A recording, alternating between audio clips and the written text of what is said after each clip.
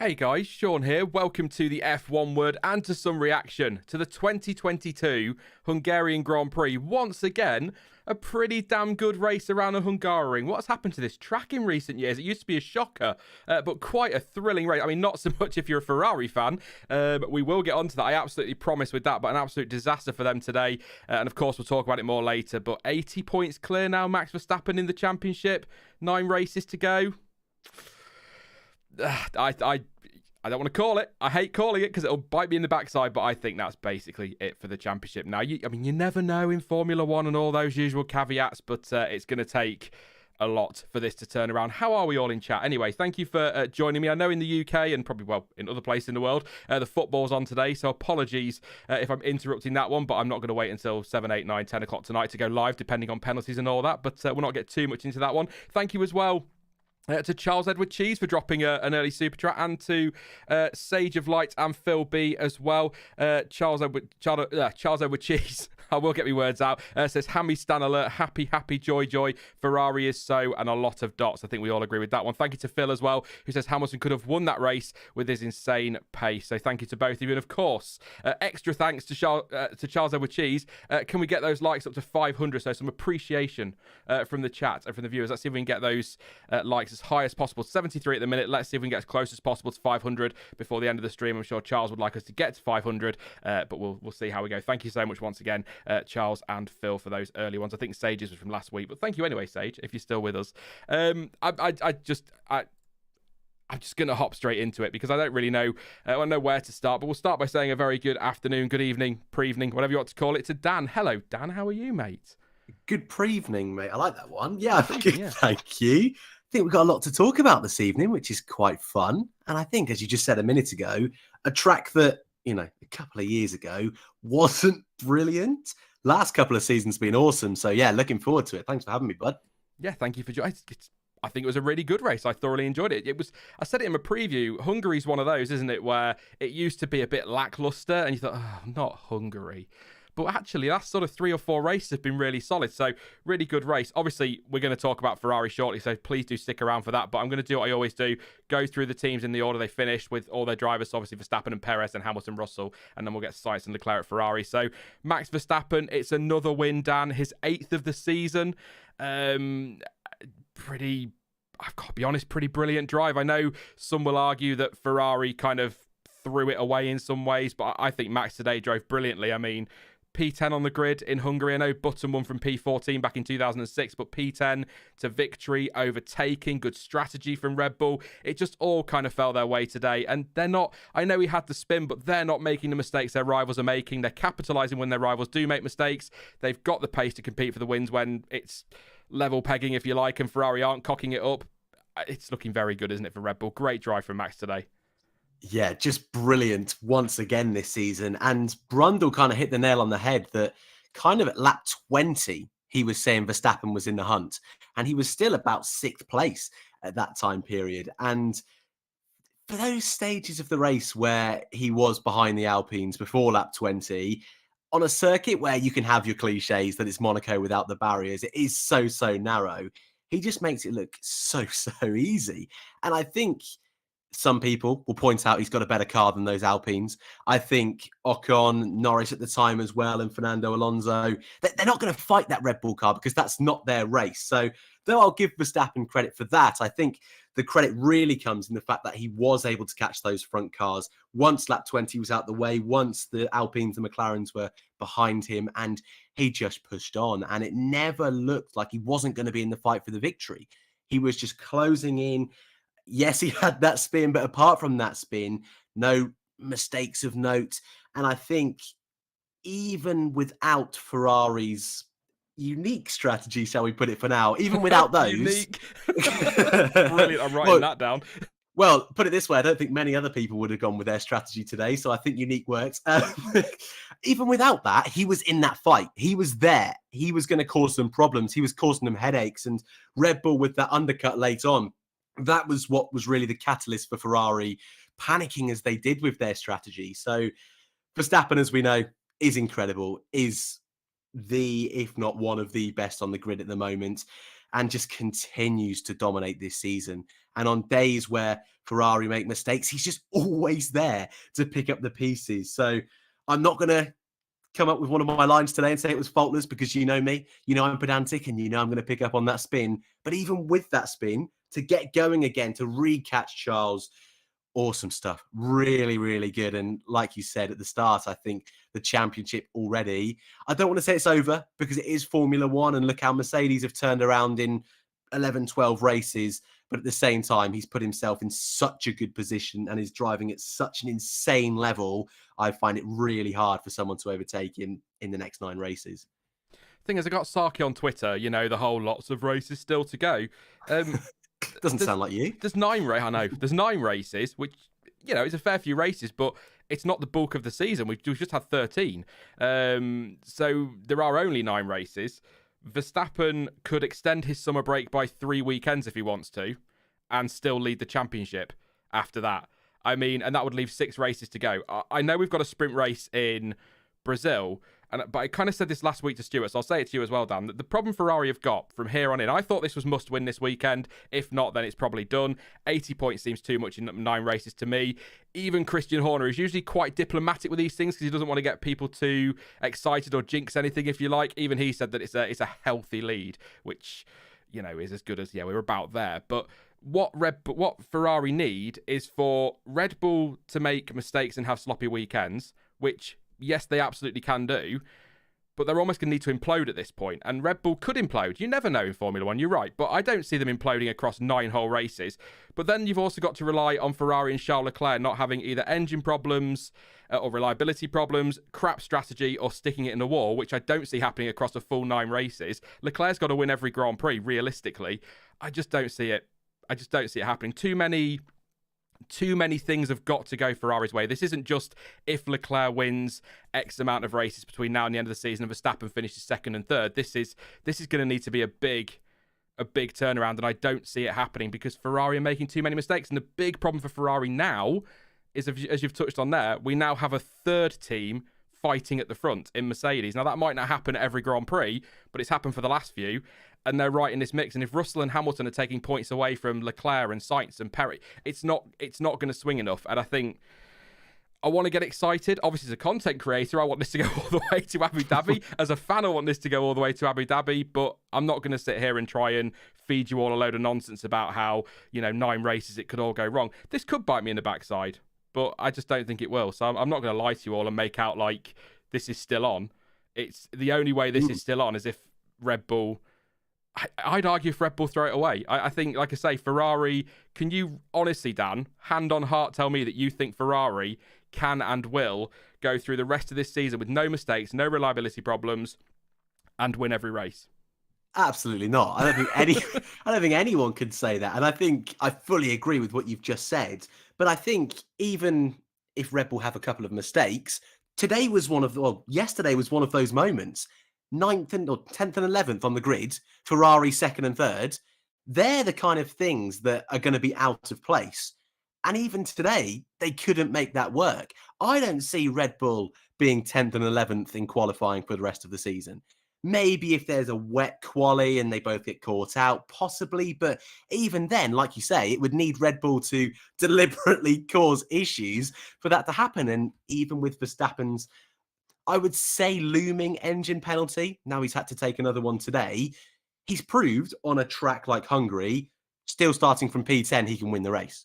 And starting from P20, I would still back Verstappen to score good points. It would need to take some crazy races for Ferrari and Leclerc to get a huge 25 points over Red Bull. And like you say, that to happen once is going to be difficult. That to happen 4 times, which it needs to be. And even then, though that's going to give Leclerc a 20-point lead or something like that, even then I would still back Verstappen to be able to get enough points over Leclerc to build up that deficit. So you're right. By the time we're talking 4 or 5 races, Verstappen and Red Bull getting no points, there's only 4 remaining. And it just seems so impossible to have 4 or 5 awful races for Red Bull in just 9 races. A team that are operating at such a high level. Again, Verstappen is smashing it at the moment. And though Perez has had a few difficult weekends, he's still there. he's still got a quick car and he's going to be chipping away points at the Ferrari boys as well. So you're right. It really seems at this stage now that it would need all of the stars to align. And even then, it seems unlikely. I mean, Bottas was closer to Hamilton at this stage of the season on 2 or 3 occasions. And even then we said, nah, this is Hamilton's. I know that's a different predicament in that they're teammates, but even still, it's going to be a big, tough ask to get Ferrari even anywhere close to Red Bull. And maybe I would argue they've kind of got to look at Mercedes now, considering how close they are in the constructors. Well, we poked a little bit of fun at Bill, didn't we? Who said that Mercedes get Ferrari, and now I'm like, Bill might have been right, and I hope Bill put some bloody money on that. But like the thing is, you've got engine penalties. You're right on Red Bull, but Ferrari have also got penalties to take, so they could swing things. But I just don't see Red Bull throwing this away. I don't see them imploding in the way they're going to need to. And if they do implode, I don't see Ferrari capitalising on it. And here's my point. It's not my point. George at Disaster Area PP on Twitter said, obviously a bit tongue in cheek, all Ferrari need to do is capitalise on races where, say, Red Bull qualify really badly and Ferrari qualify near the front, where overtaking is really difficult. No way they can screw that up. It's exactly what happened this weekend. He's absolutely bang on with his tongue-in-cheek tweet. So thank you, George. Red Bull out of position, track that's difficult to overtake on. Ferrari just need to cover George Russell, and they said they had Russell covered at the start of the race. They felt that wouldn't be a problem, and take themselves a nice 1-2.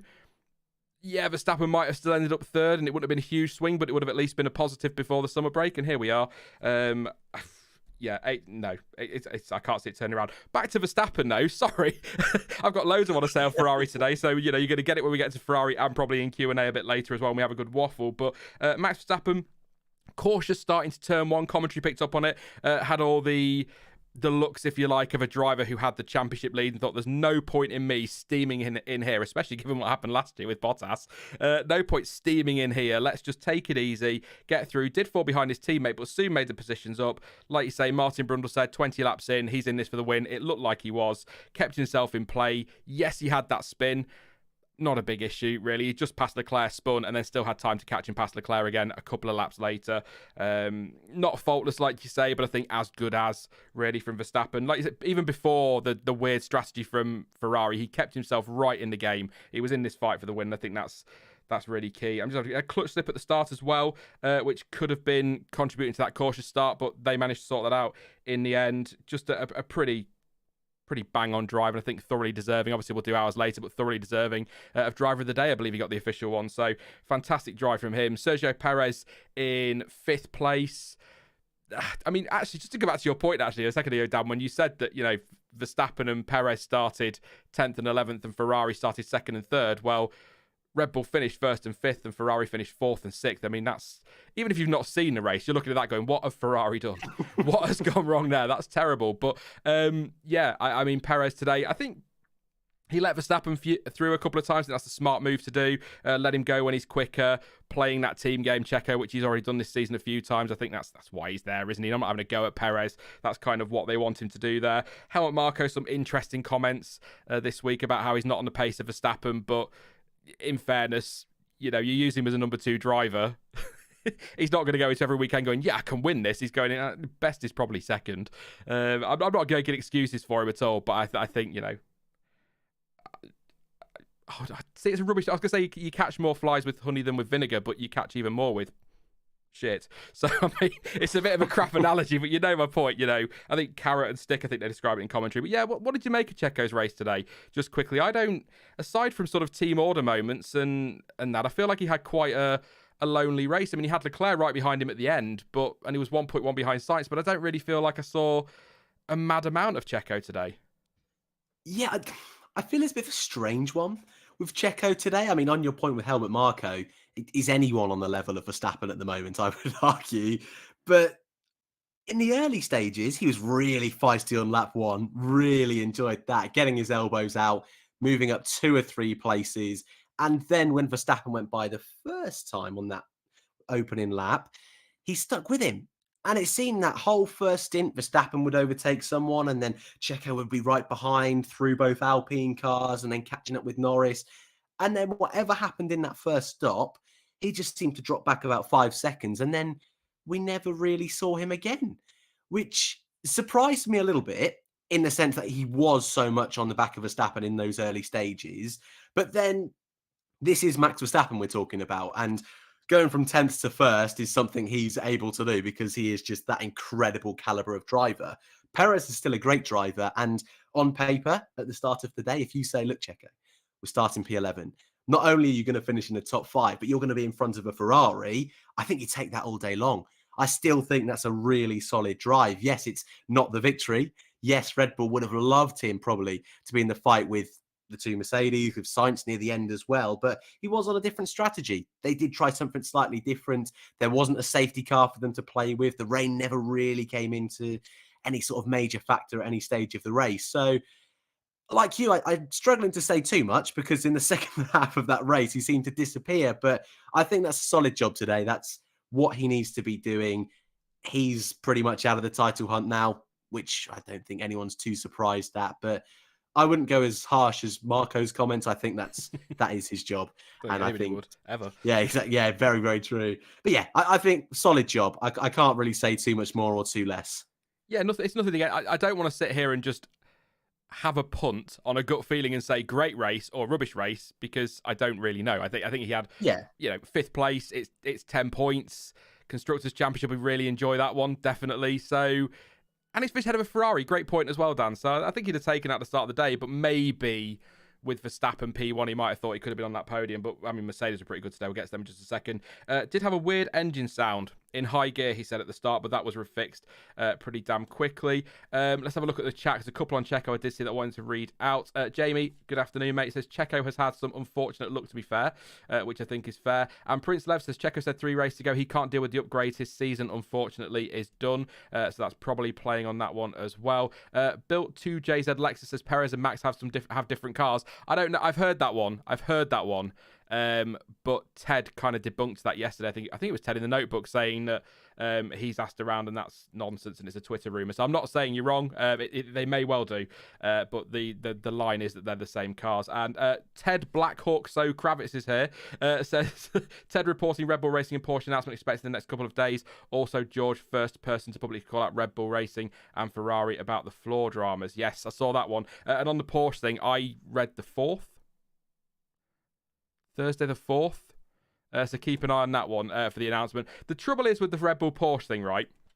Super quickly, is it sounds really exciting unless you haven't known that it's probably going to happen for about 6 months.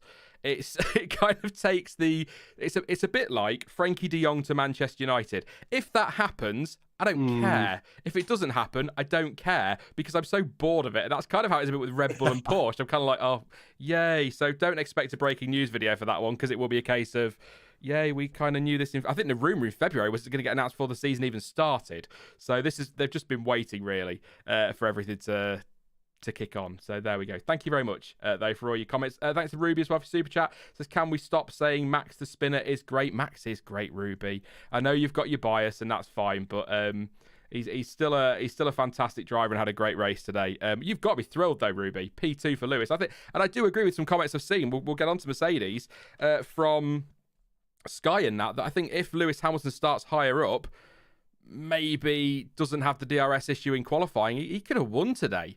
Like, that's not British bias. I genuinely think he could have won today with the pace he showed at the end. The strategy was bang on from Mercedes. I mean, when was the last time he had a podium, Dan? That's his first one since Bahrain, isn't it?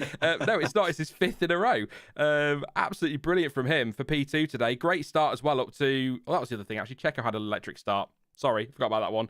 But Lewis Hamilton, great start up to P5. Very nearly P4. Some good defending from Lando Norris. Firm but fair, definitely. Pitted on lap 19 for the mediums. Undercut by Verstappen. And I thought, okay, that's kind of that one. But I think they waited a bit long on that one, Mercedes, at the time. But then obviously it's worked out really, really well in strategy. Slow stoppers. Oh, that's Russell, sorry. 9.9 behind Sainz after he'd made, I think it was his final stop, I believe.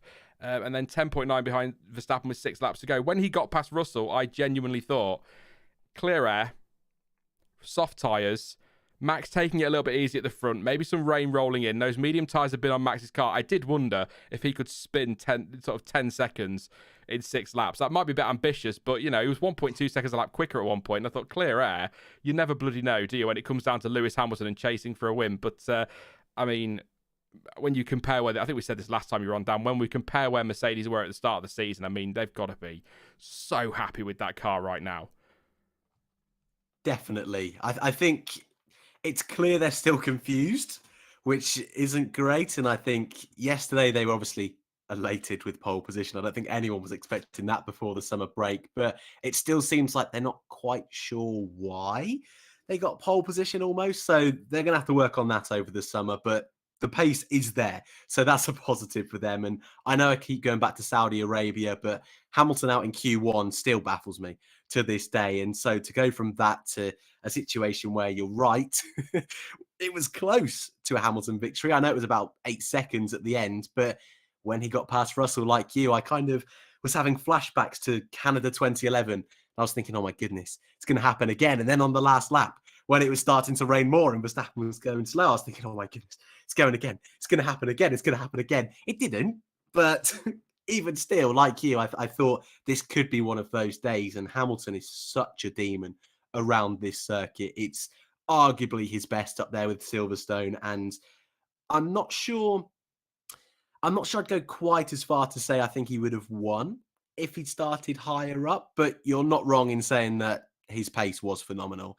And I think he certainly would have been more in the mix because it didn't seem like he was really there right until those closing stages. And I think we'll get onto Ferrari later on, but Mercedes having been in these championship fights for what seems like forever now, 6-7 years, more than that, they just seem to know strategy in all different situations. They not only know how to deal with strategy in terms of the tyres to choose, but more so just how to stay calm and how to not jump at the gun and how to react properly in these kind of situations. And they went with my favorite. They went with the overcut. You know, I love the overcut, and they went super, super long.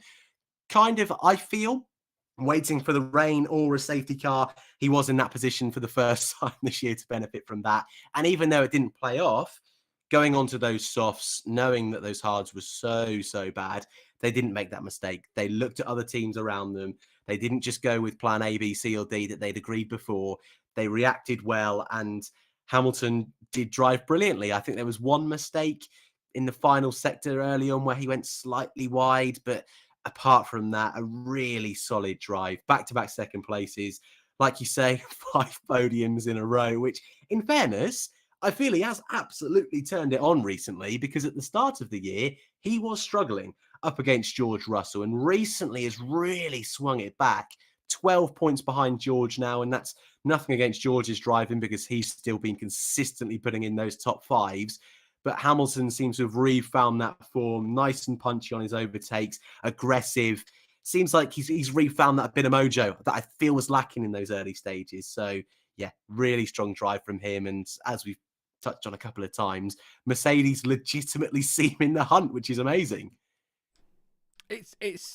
There was a point in this race, and again, I said it in commentary, where there were 6 drivers who you thought, well, there's a chance there. Not necessarily you genuinely thought all 6 of them could win, but there was a chance that somebody could do something and you weren't really sure who it was going to be. I thought Leclerc on a soft would have been much quicker, but I will say as well, Hamilton only 7.8 behind Verstappen at the end, was 11 or 12 seconds behind at the virtual safety car restart, but I'm not... Before I'll be accused of being a fanboy of Hamilton for saying he was good. Now I'm going to be accused of hating on him.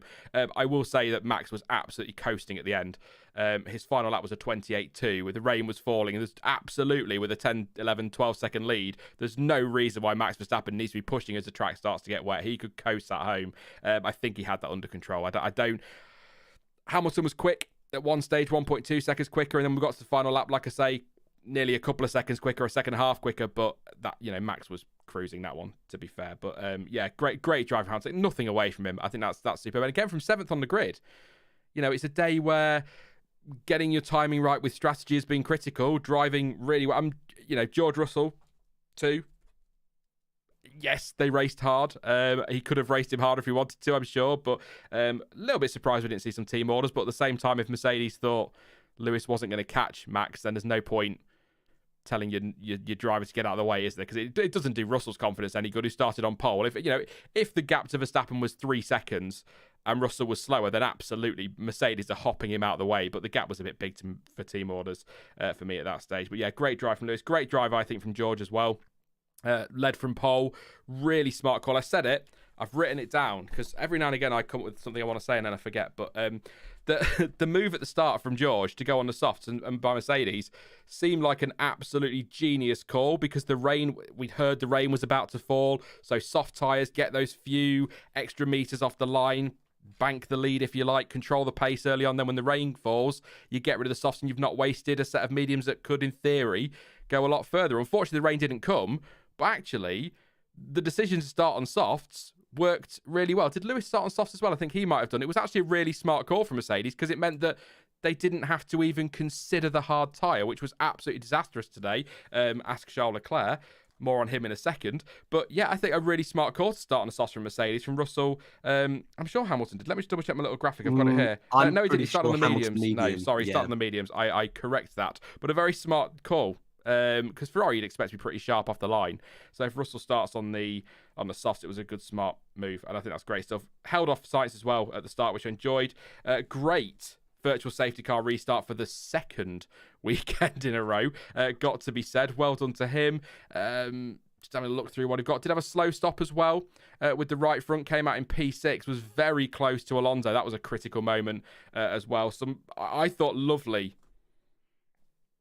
defense in turn 2 on Charles Leclerc. He was struggling with his rears a little bit as well, but I think that was really good defense. I've seen a few people like to say that's a bit too aggressive, but I think that was good. Good driving from George on Charles Leclerc. Some good firm racing. Neither driver complained, so I don't really see the issue with that one at all. And just kind of, is it a bit basic to say he mirrored Verstappen's strat, sort of looked at what Verstappen was doing and just sort of covered him off and did what he did, because that was maybe the best way they could maximise the results at the end of the day, because it's P3 for George. So, I mean, really great driving. It's another podium, isn't it? It's two double podiums in a row for Mercedes. I mean, I've got a lot I could say about George for this season. I think he's been superb, but I think a really good drive today. Do you think he might be actually, Dan, a little bit disappointed to be behind Lewis Hamilton, given that he started on pole? Ooh, might be harsh. Right? No, he's got to be a little bit. I think he'll be happy that he scored his first pole position. He'll come away from this weekend knowing that's a big milestone. Was there an opportunity for him to win the race? I mean, with Hamilton second and only, like you say, 7.8, but should have been about 10. Even still, Hamilton starting 7th. Yeah, I think he will be a little bit frustrated. Podium's great, but he's got a few under his belt now. His best result is still in the Williams, technically, though we're not supposed to talk about that race that never happened, but technically his best result is still in the Williams. I'll tell you what, one thing we can say with certainty, if you want an early prediction, this year's Belgian Grand Prix will be better than last year's. Steady. They might not go ahead at all this time. But yeah, I think there will be some frustration there, because he is a racing driver at the end of the day, and he will know he had a car capable of pole. Like we said, Hamilton, another 4 or 5 laps, maybe a little bit more rain at the end, was in for a shout. So he had a car capable of winning today. So yeah, definitely he'll be slightly frustrated, but on a larger scale, it's another top 5, proving that consistency. Again, that pole position is an awesome little stat to have on his back. So yeah, I think another strong drive. Strategy just didn't quite go his way today. Slow stop, as you mentioned, but that is racing. I know it's a cliche, but that is just how the cookie crumbles sometimes. So overall, good team result, and more positively for him. Yes, he's got that pole, but the car is quick. The car is capable of winning races. And I think having these 4 weeks debrief, learn a little bit more about the car, maybe a few more upgrades, knowing these last 9 races, he's got a chance of victory. I think that's enough to keep him buoyant over the summer. Yeah, I think that's fair. And again, it's a pole position, isn't it? It's something ticked off for him in his career. He's got his podium as well, scoring points consistently, very consistently. And, maybe it is time for that win, but I don't know. I think the win might have been a bit much for George today, and obviously people think I'm wrong on Lewis. Maybe it was a bit ambitious with that one, but I don't know. His lap yesterday in qualifying was kind of mind-boggling. Not in the fact it was a sensational lap, like Hamilton in Singapore a few years ago or something like that. Just in the sense that at no point did he go purple, as far as I'm aware. I was looking at the timings because it was green. It was green. I was like, oh, it's a nice lap from George. And then you sort of look and you go, what the hell? It was just one. I think what's the one that they said on Sky? He wasn't particularly fast anywhere, he was fast everywhere, if that makes sense. He wasn't specific in a specific sector quickest. He was just fast everywhere. So really great lap yesterday. So really impressed with George this weekend, and it's just something to tick off, like you say, something get of go into the second half of the season, if you want to call it that, after the summer break, and say, right, pole's done. Next up, let's get that win. And with Mercedes improving, you never know. Some tough tracks, though. There's going to be some difficult ones for them that aren't quite so smooth as some of the tracks we've seen recently that might make things interesting. But if the technical directive has the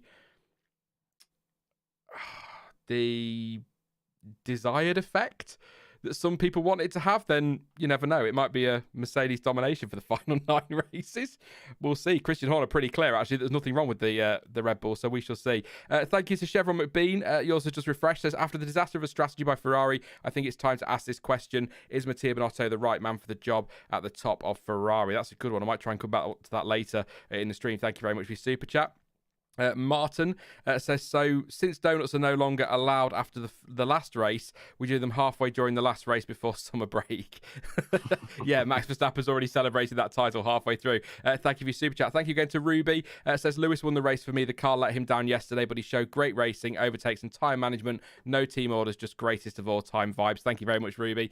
And Jamie, thank you for your super chat as well. Says, Crofty, he asked a Ferrari worker if they can beat George, and he said, we've got George covered. We will have a good race. Who do you think will finish with more podiums from here to the end of the season, Ferrari or Mercedes? Hope you're doing well. Thank you very much, Jamie. Yes, I'm doing very well.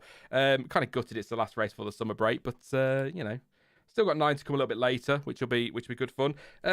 Super quickly then, Dan, just answer that one, actually. Ferrari or Mercedes, who's going to get more podiums between now and the end of the season? I mean, based on today, you'd have to say Mercedes, as some of the strategy calls lately by Ferrari, but that Ferrari's still pretty damn rapid. And if everything falls into place for Ferrari and they don't make stupid strategy calls and the drivers don't make mistakes and they have no reliability problems, they're going to be up there consistently, aren't they? And I know that's, again, a lot of variables have got to go their way. Yeah, I feel like my better instinct is going against me here, because I kind of want to say their strategy and just everything about Ferrari has gone so wrong in this first half of the season. On the balance of probability, that shouldn't happen in the last 9 races. In theory, it's gone now. They've had their bad luck. So I want to say Ferrari because that car is quick. I mean, they do have the most pole positions for a reason. I'd like to think they would learn over the next 4 weeks. So I will say Ferrari, knowing I've probably gone with the wrong choice. But they do still have 2 very, very quick drivers. I mean, Leclerc on his day this season has been right up there with Verstappen, better than Verstappen at some race weekends. Sainz has really found some form recently and seems to be definitely much more in Leclerc's place than he was. And again, the underlying pace of that Ferrari, I would still put in front of the Mercedes. And again, Mercedes are still a bit unsure where they are from race to race weekend. So again, Ferrari for me, but I'm aware that's probably a silly choice. No, it's your opinion. Yeah, I'm just having a look at chat, see if anybody said anything super quick before we roll on to... hi, Emily. Good to see you. Before we roll on to a bit more Ferrari, I think is the way I'm going to tag this one later in the timestamps. Jamie says that's a lot of ifs. F1 word, it is indeed. Paul says leaked Ferrari strategy for Abu Dhabi wets, Inters wets. Yeah, probably. Let's have a look and see if anybody's got anything to add on Mercedes before I roll on, because... I don't want to be... It took us an hour to get through the top 3 teams last weekend. And I've got a feeling we're about to talk for quite a while on Ferrari. So, because I think that's the big one, really, isn't it, of today. Sanet says Lewis will win 3 to 4 more championships. Oh, that's a bold one. Russell is so arrogant, he makes Max look humble, says Nick T. Okay, that's not the vibe I get, to be fair, but I don't really watch... enough reaction from George and that, to be fair. And Swed says there'll be no more double podiums for Ferrari for the rest of the season. Wow. Okay. And Brad says if the car isn't competitive, he can't stand not winning. I assume you're discussing Lewis Hamilton a bit more. Hey, let's roll on. Let's talk about those red cars. Ferrari, if you didn't know who the red cars were. We've kind of already discussed it a little bit, Dan, but we've got to talk about the strategy today, because that was mind-boggling in a bad way. And I know there'll be a lot of people that are going to hop onto the stream later or in the chat now and say, it's all right for you sat there in your chair making these decisions. But we're spotting, people are spotting these strategy errors with sod all information versus what the race strategists have. And not one driver and not one team on the hard tyres out there when they put them on were doing well. And I don't understand how Ferrari looked at that and said, yes, let's pit Charles and put him on the hard tyres. Now, they went medium, which was their mistake because that left them with only the hard tyres to put on or run long and go on the softs. But at the same time, they ran long and went on the softs with Sainz. And it worked not brilliantly, but a damn sight better than it did for Charles Leclerc. Carlos Sainz, 4th place. So I can't understand why. I know they're trying to cover off undercuts from Verstappen, but Leclerc had the lead and had a pretty decent lead. I don't understand why they've brought him in to react to Verstappen when he's got that gap, when he knows that, or they know they're going to have to put him on a tyre that nobody likes. Nobody's liked all weekend. The Alpines just seem to go backwards at one point when they put them on. It was such a baffling decision. And it reminded me a little bit of Abu Dhabi 2010. Stick with me. It felt as though Ferrari were trying to cover off the wrong driver at the wrong time. They weren't looking at the win. They were looking at what Verstappen was doing. And again, I know, Verstappen could still have undercut them, probably will have undercut them. But Verstappen on used mediums versus a very fast Ferrari and a very fast Charles Leclerc on a nice set of softs, probably used softs, but a nice set of softs nevertheless, with 20 laps to go, that's a hell of a race. And I think if I'm an idiot, and if I can make that kind of call sat here, what are they doing on the Ferrari pit wall? But this isn't a one-off from Ferrari. This is another race. Every single week we're talking about, or it feels like every single week we're talking about Ferrari strategy, and I cannot understand how, in particular, Carlos Sainz can come out pre-race and post-race and say, I don't understand how people can criticise Ferrari strategy. I can understand. You can understand, Dan. Most people watching can probably understand. We know why we're criticising it. And it's not Ferrari hate. It's frustration for me because I am desperate for Ferrari to be in this championship fight. I want this to go as far as possible. And yeah, all right, fine. It would be fantastic to see Ferrari take their first title since 2007 and 2008, but that's not going to happen. And I wrote something. I know, right? I can write. I can even read, Dan. I mean, this is incredible news. I wrote something in my notes that just says that when this season is over, Ferrari, Leclerc and Sainz will have nobody to blame but themselves if they don't win this championship because the car is bloody good. And a lot of people would argue that's the fastest car out there. I think Red Bull are pretty damn close. But Ferrari have got a very fast package, particularly over one lap. And Charles Leclerc has been very strong this season. But they are not going to be able to say, oh, Red Bull were just too strong or things didn't go our way. This is all on them. And that might seem harsh and it might seem very early to some people to be saying that with 9 to go, but it's an 80-point gap. And that shouldn't be an 80-point gap. And when you go back through the season, and it's all shoulda, woulda, coulda, but when you go back through the season, so many races they should have been winning. And I was looking at the graphic when it came up a moment ago. They've won 4 races this season. Red Bull have won 9. Stuart made this point on Sunday, Dan. It does not feel like Red Bull have won 9 races this year. This season feels a hell of a lot closer than it actually is. And I think people are getting a little bit overexcited about the rest of the year. I think they're thinking, oh, it's been a really close season. This has been great. It has on track until Ferrari strategists turn up or Charles Leclerc sticks it in the wall or an engine blows up. It's just so, I can't get my head around the strategy. And I'm not gonna turn around at the end of this year and say, poor Ferrari. I'm going to be going, what the flip were you doing, Ferrari? It's on them, surely.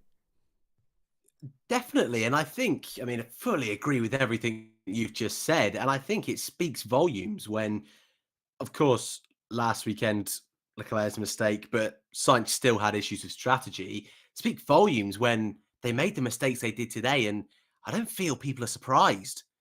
I don't think there was, of course, a shock factor and you're thinking, oh my God, it's happened again, but not quite on the level of if Red Bull did that.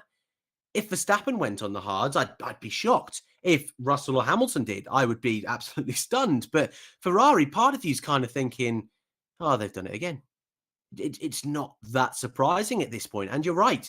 They have an amazingly quick car. What they've built this year has been their best chance of a title for years. Certainly in the hybrid era. I would say. I mean, Vettel had a good run a few times. He made mistakes, but then even at the same time in those championships, people forget Ferrari still made strategy errors. And this is not a new problem for Ferrari. It's been masked a little bit over the last few years, and the fact they were in the midfield. And the midfield is always carnage. There's always chaos going on, and you can make strategy mistakes because there are so many cars that you're looking out for. When you're at the front, they're exposed so much more.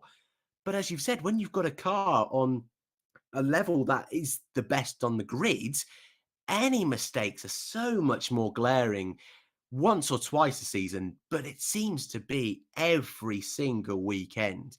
And 4 race wins, I don't want to say Silverstone was a gift, but it wasn't easy for them. That could have gone any which way.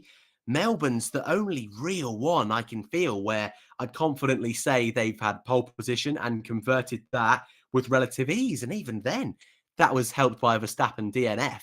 So definitely after those first few rounds, to be sat here at the halfway point of the season, to be saying that I still think Ferrari have the best car, or at least it's very, very close with Red Bull, I never thought I would say they would be 80 points behind in the Drivers' Championship. And you're right, it is just them to blame.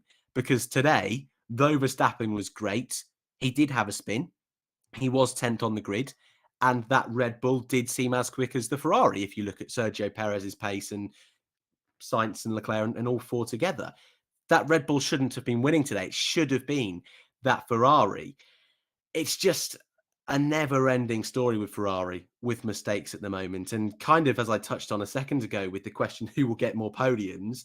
I always want to say that's enough now. Everyone kind of gets their sprinkling of bad luck over a season. And the difference with Ferrari is it's not bad luck, it's their choices. Bad luck is if it starts to rain at the wrong time. Bad luck is like when Bottas steamed into the Red Bulls at turn 1 last year and you're just in the wrong place at the wrong time. Mistakes like this aren't bad luck, they're mistakes. And they happen far too often. And as you mentioned right at the start, it's this theme that we've seen pretty much since day one at the start of this season. Red Bull are not going to make that many mistakes over the course of the season, yet alone in the final 9 races. And this is a problem now that Ferrari have had for such a long time. I don't see that changing anytime soon. Even someone in chat asked about Binotto changing. Even if Binotto changes, I just think this has happened for such a long time under so many different team principles, different drivers. It's not an overnight change. There definitely needs to be change because whatever's going on at the moment is just not working. And bringing it back to today's race in particular, for the Alpines, I was surprised because they were in a race with Norris. And in the midfield, where Alpine are just in front of McLaren some weekends are good, some aren't.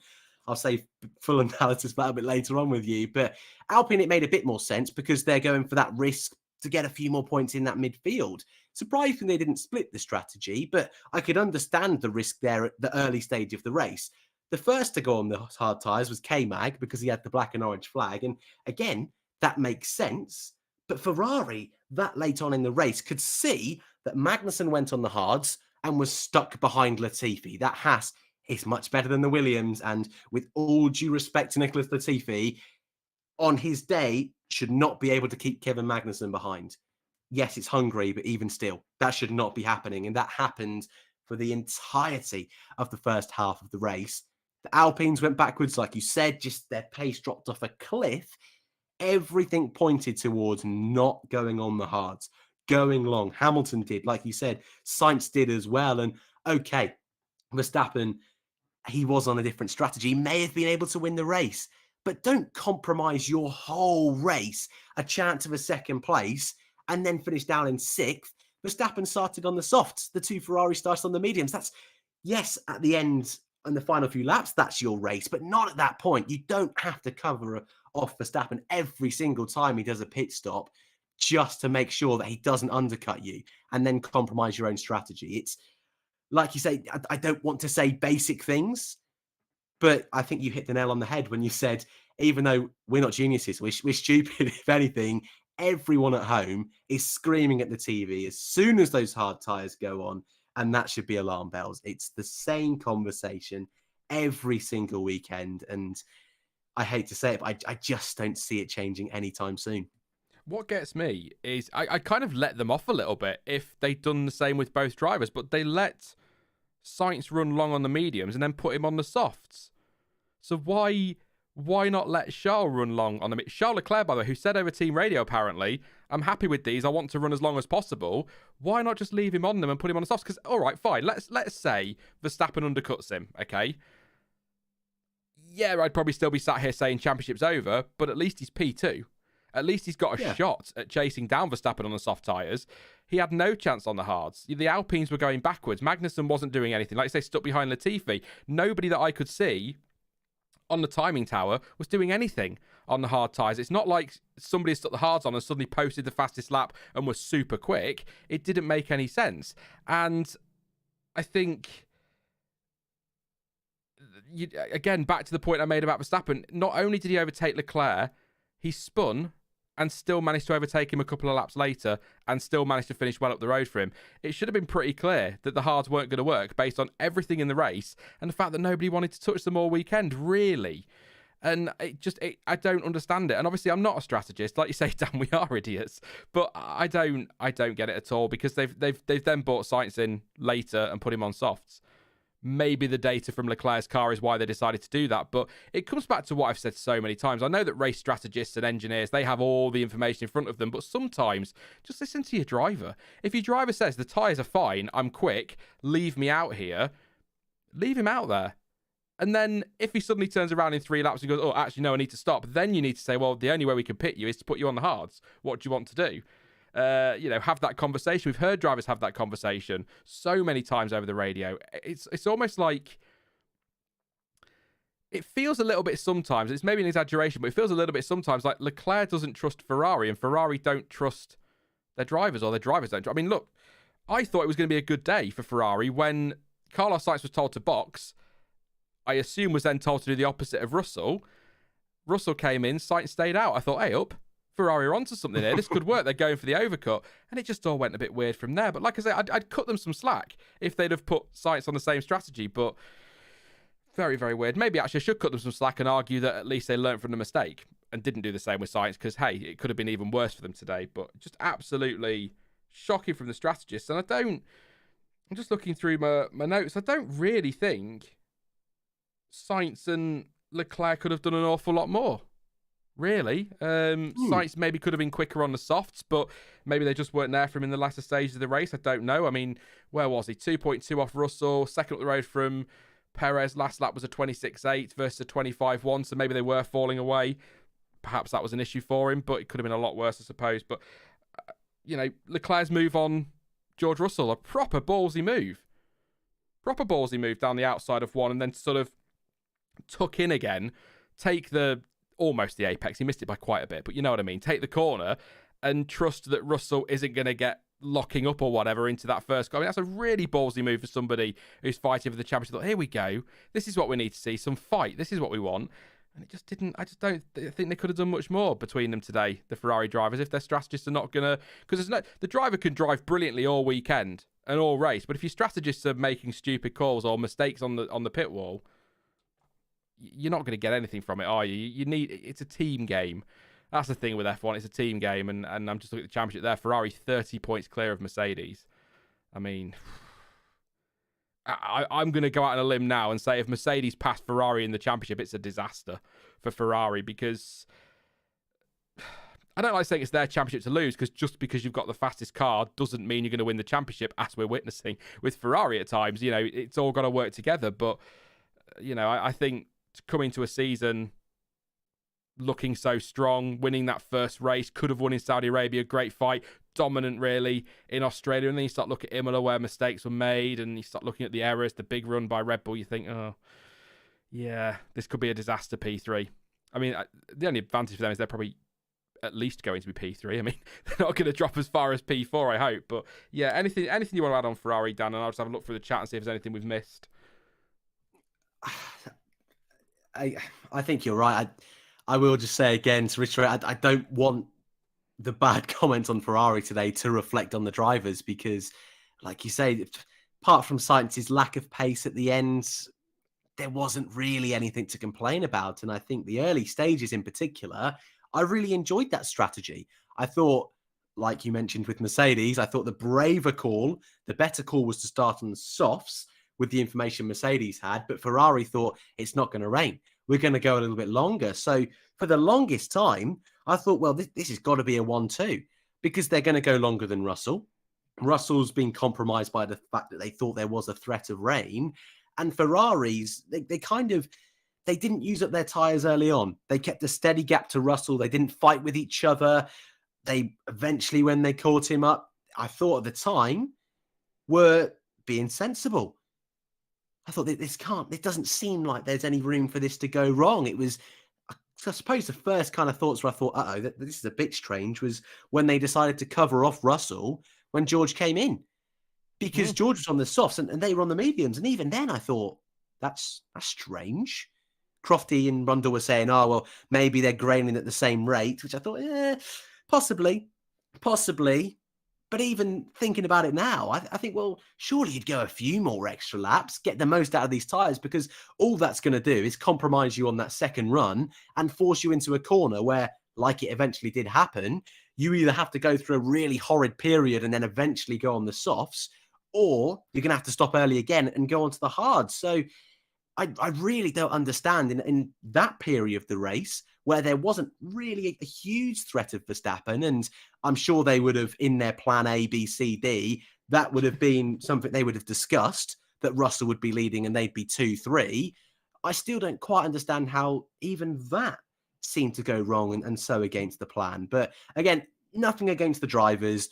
Yes, Leclerc made a mistake last time out and Sainz has had a few spins this season. I don't want this season to reflect badly on them, depending on how these 9 races go. But up to this point, Ferrari, just logistically, it's just not been on the level it needs to be to fight for a championship. Random comment to make. It's just entered my head. I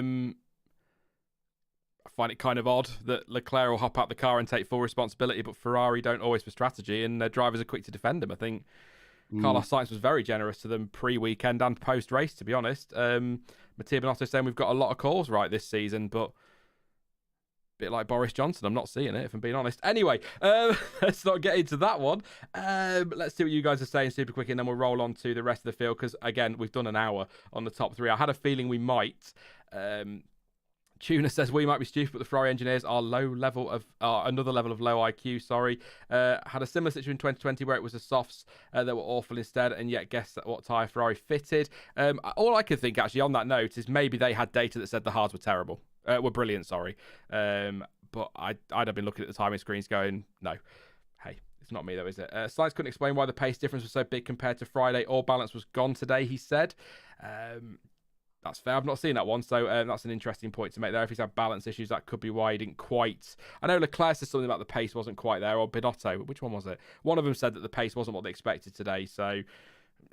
I think they're looking for excuses because Leclerc looked pretty damn in control at the front at one stage. Why doesn't Charles dictate his own strategy? Vettel used to do it himself. Sainz did it in Monaco. Said Acid Masters. That's a fair point. Maybe not willing to. I don't know. Maybe he's told not to. I don't know.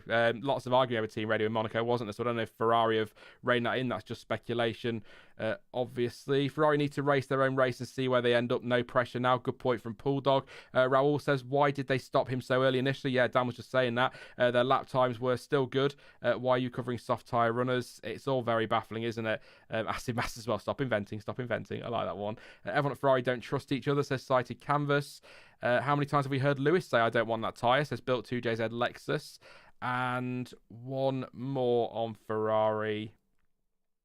It's honestly frustrating. They didn't learn a damn thing about the Braun, Schumi and Todd era and clearly don't understand why they worked or why that worked, or they are too arrogant to accept it. It's sad, says Jamie Santos. I mean, Ross Brawn made mistakes on strategy, but it was a shock, wasn't it, when Ross Brawn messed up strategy at Ferrari? He made some corkers. I mean, Michael Schumacher pitted about 8 million times, didn't he, at the French Grand Prix one year, and still won the race in the title. I think it was 6 stops or 5 stops, something like that. I can't remember off the top of my head. And some great strategy calls throughout their championship success. So it's kind of, if you'd have said to me when I was growing up watching Ferrari winning all those championships and watching Schumacher dominate that they'd be crap at strategy, I don't want to say how many years down the line because I'm going to feel really old, but several years down the line, I would just be like, nah, I don't believe you. So yes, we will move on from Ferrari and go to McLaren and co, because I think I don't want to sit here slating Ferrari constantly. We've done it twice in this stream.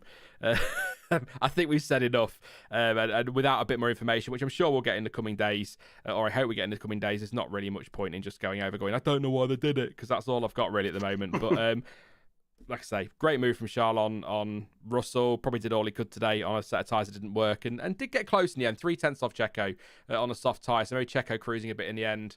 1.2 seconds quicker maybe, but yeah, so not far off P5, so about all he could do on that one. So yes, Norris and McLaren. P7 today for Lando Norris. We'll try and fly through these, obviously, but I've got a few notes on Norris that I wanted to read through. First of all, I would say P7. If your top three teams are finishing with no DNFs, 7th is about the best that you can expect from Norris. And that's an obvious statement, but that's kind of a win of the midfield for McLaren. So I think they'll be very happy. Also, did beat Alpine on the road, although I'm just wondering if that's 4, 5, 6. Pretty much even on points, aren't they? There wasn't much in that one in the end. So good start to hold on to P4.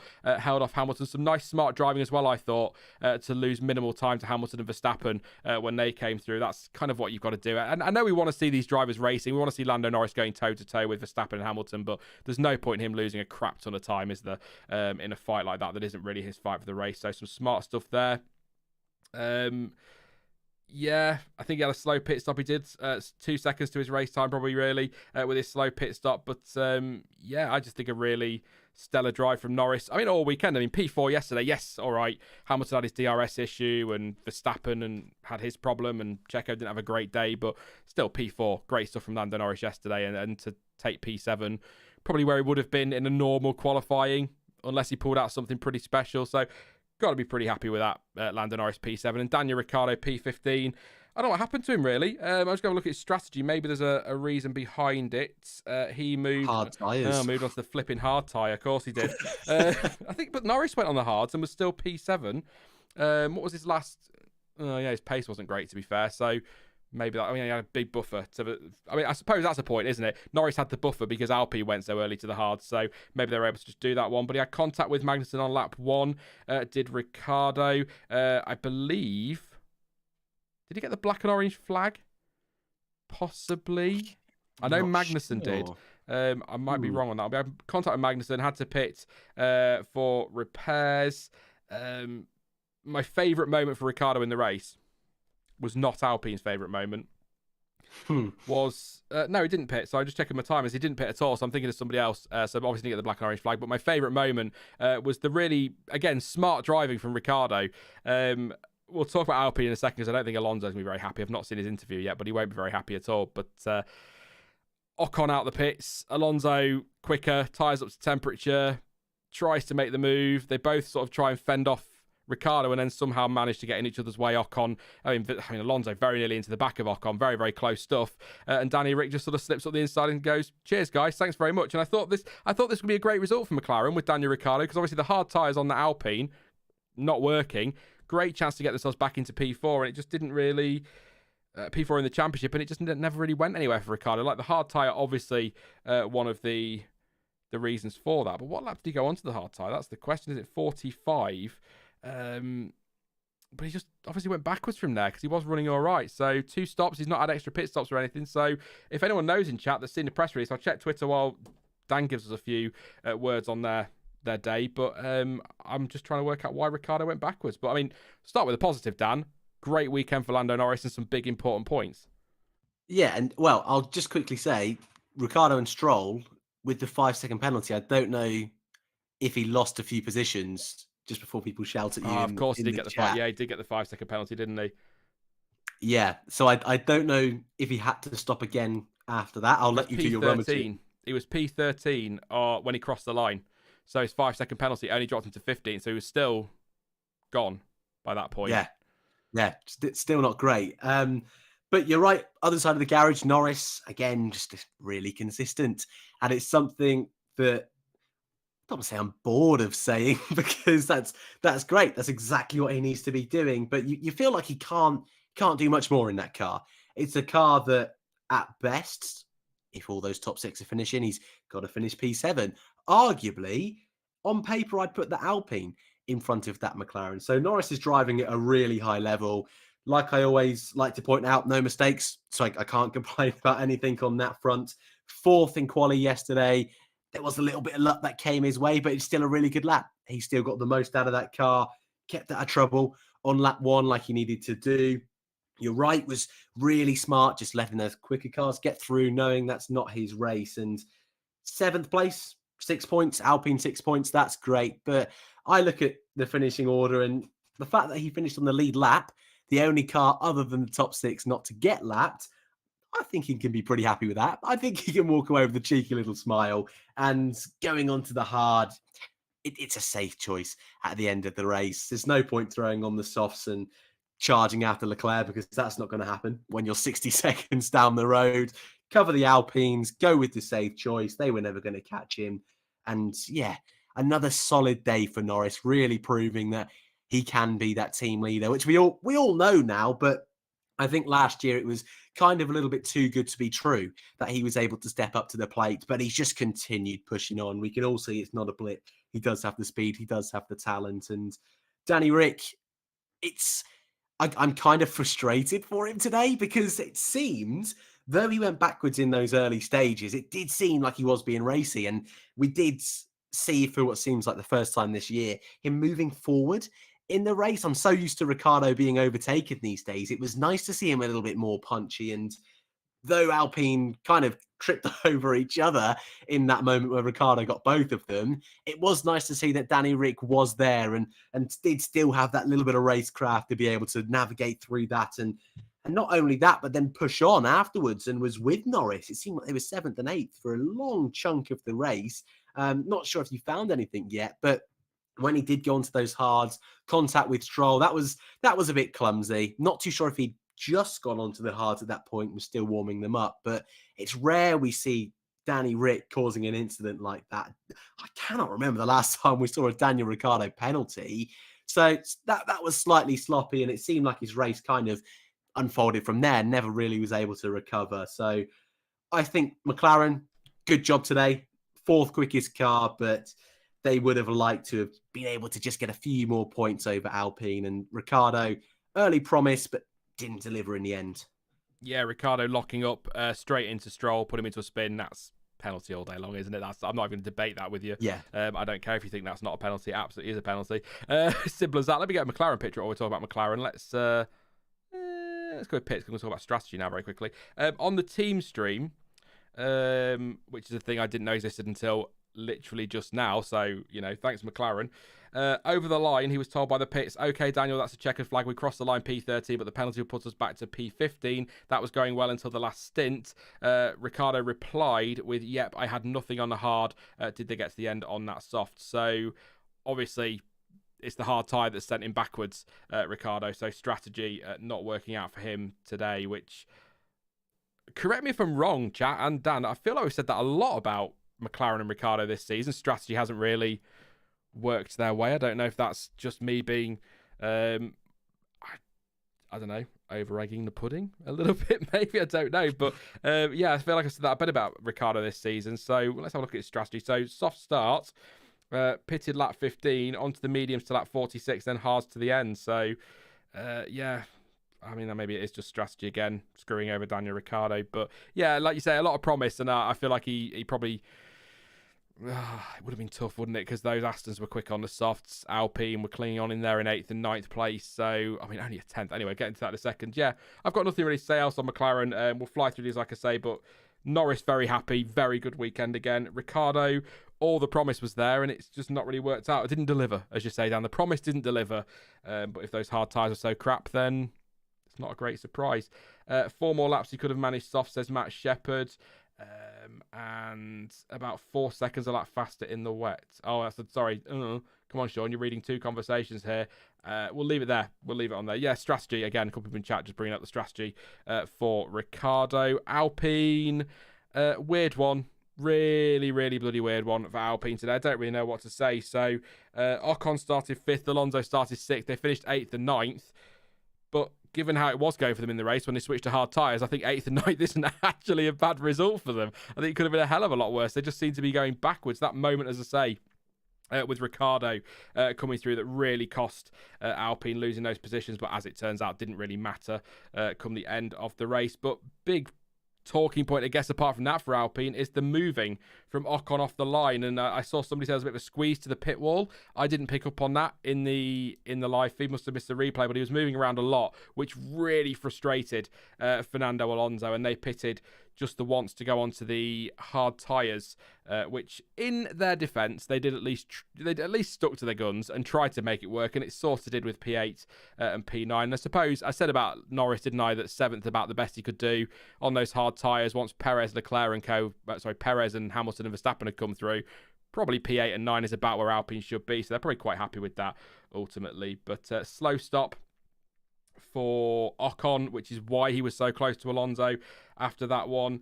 Only just ahead. I'm not going to go over that incident again. And like I say, Alonso unhappy with Ocon's driving at the start, and probably not very happy with the driving after that pit stop either way. But I saw them just talking in chat there, a few people just talking about, should Ocon be yielding to his teammate? At the time, absolutely yes, because it's a team sport and Alonso was quicker, and he's trying to get his tyres up to temperature. Why risk losing 2 places to Ricciardo? 2 drivers dropping behind Ricciardo when just one can for now and you can fight back. But as it turned out, 8th for Alonso, 9th for Ocon. They didn't really need to do the swap, did they? I guess my point is they didn't have the pace today to challenge Norris for 7th, so 8th and 9th is the best they could do on some pretty disappointing tyres, Dan. I think, have we mentioned the hard tyre was a bit crap today? Once or twice, maybe if we bring it up a few more times, the few more teams in a minute, because you're right. It didn't seem very good, did it? Yeah, I agree with everything you've said once again. It's one of those evenings today because it just seems that clear of a race, the silly strategies that were going on. But I like the fact they stuck with their guns. If Ferrari had done that, maybe I would have cut them a little bit more slack. But it seems like Alpine did have a purpose. It seemed like early on they knew they were going to go to the hards. I'm sure in the next few days they'll come up with a few wild quotes why they did that. But they were trying to cover off a safety car or the weather, get track position by doing a one-stop. Yeah, I can see that. And I think last year they had a wild race there. So they were kind of banking on that happening again. The only thing for me because I agree with the team orders. I'm not a big fan of team orders. Turns out in the end they didn't need to use them. It's nice to see a bit of fighting between teammates on the edge. So I'm cool with all that. The only thing for me was I would have liked to see them split the strategy.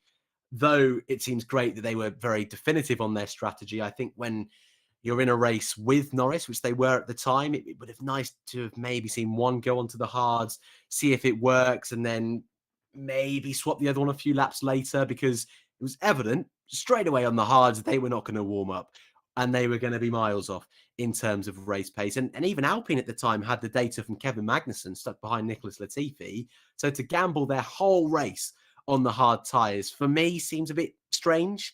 But as we always reiterate, we're not paid the big bucks to be strategists. So I'm hoping someone saw something that maybe they were going to benefit from it. And I will hold my hands up. 6 points at the end of the day isn't terrible. So I'll cut them a bit of slack. But yeah, that's the only thing for me. I would have liked to have seen a split strategy. One, maybe go on to medium, soft. One, even medium, hard. Just try something a little bit different to attempt to beat Norris. But they're ahead in the constructors anyway. They've come away level on points, heading into the summer in 4th. I don't think they can really ask for too much more. Jamie says, weren't they catching Norris in the first stint?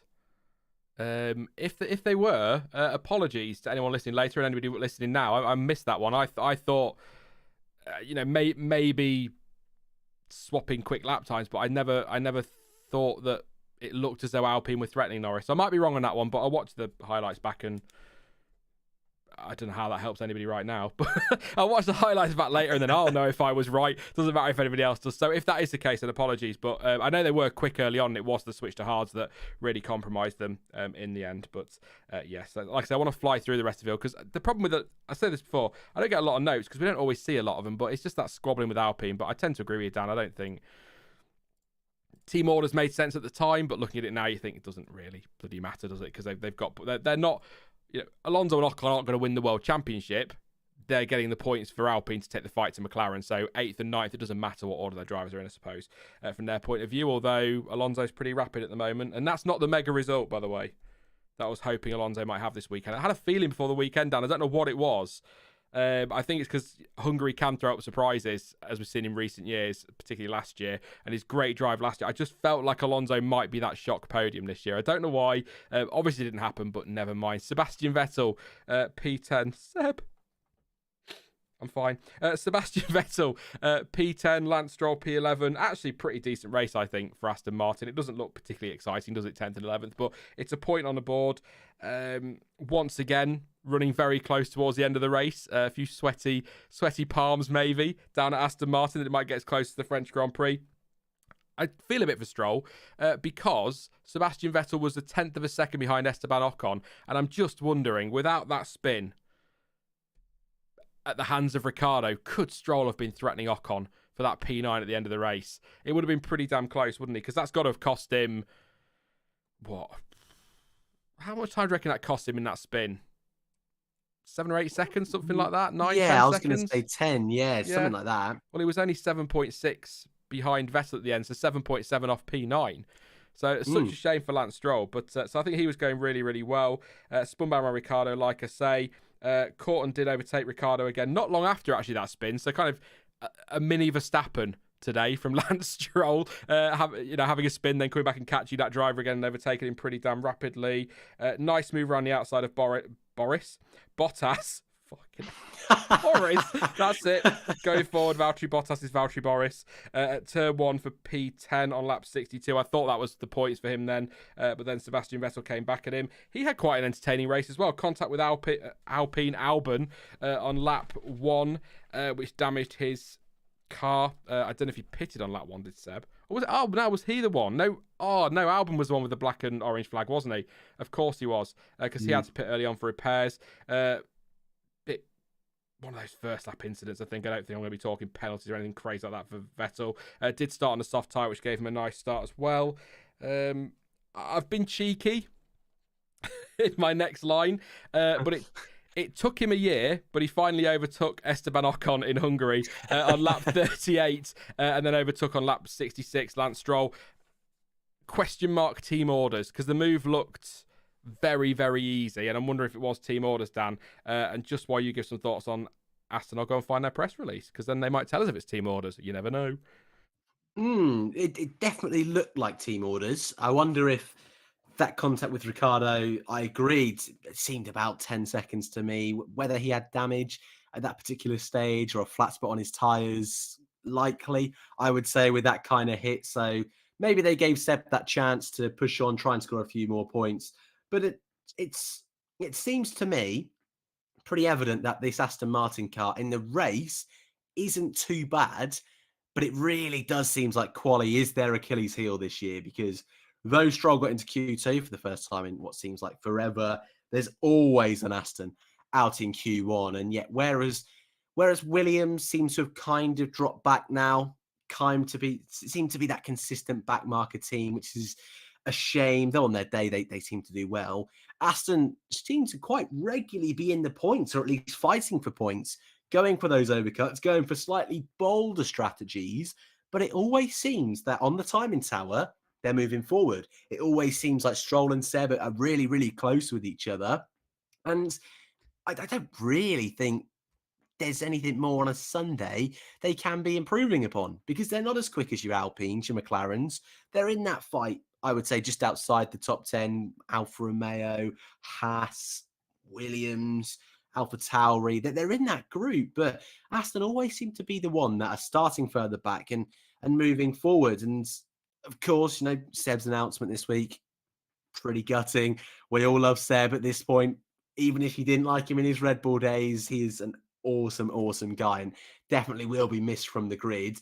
But I will say that Stroll recently has been on the pace and is definitely matching Seb. I think at the start of the year, Seb had the edge, but of late, Stroll's been getting better and better in the last couple of races.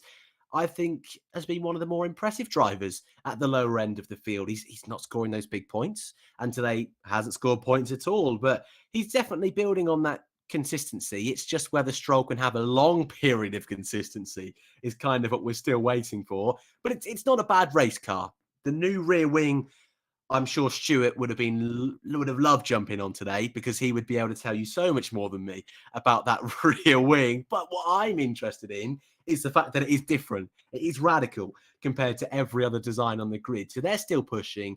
They're still wanting more. They're still hoping they can beat out those backmarker teams, which in reality, there's not a lot of points separating sixth downwards in the Constructors' Championship. So Aston, I'm hopeful for their second half of the year. I would love to get Seb to get a big result in his last 9 races. I think it will be a quiet exit, unfortunately. But there's a solid car there. It's not the end of the world for them. And whereas Bahrain, Saudi, both cars out in Q1 and looked a nightmare, like Mercedes, they're kind of a team that I feel have made quite a bit of progress over the course of this year. And again, today, Stroll, I think, was the better of the two. And without that incident with Danny Rick, I would have fancied his chances of fighting the Alpines, which for me, starting where he did, is a really solid drive. And a couple of things I've got to pick up on. First of all, you bang on. It's not a qualifying car, is it? It's definitely not a good car for qualifying. Definitely a better race car. But also, they are always moving forward on the timing screens, but it's not like they can go much further backwards, is it, to be fair? So True, very true.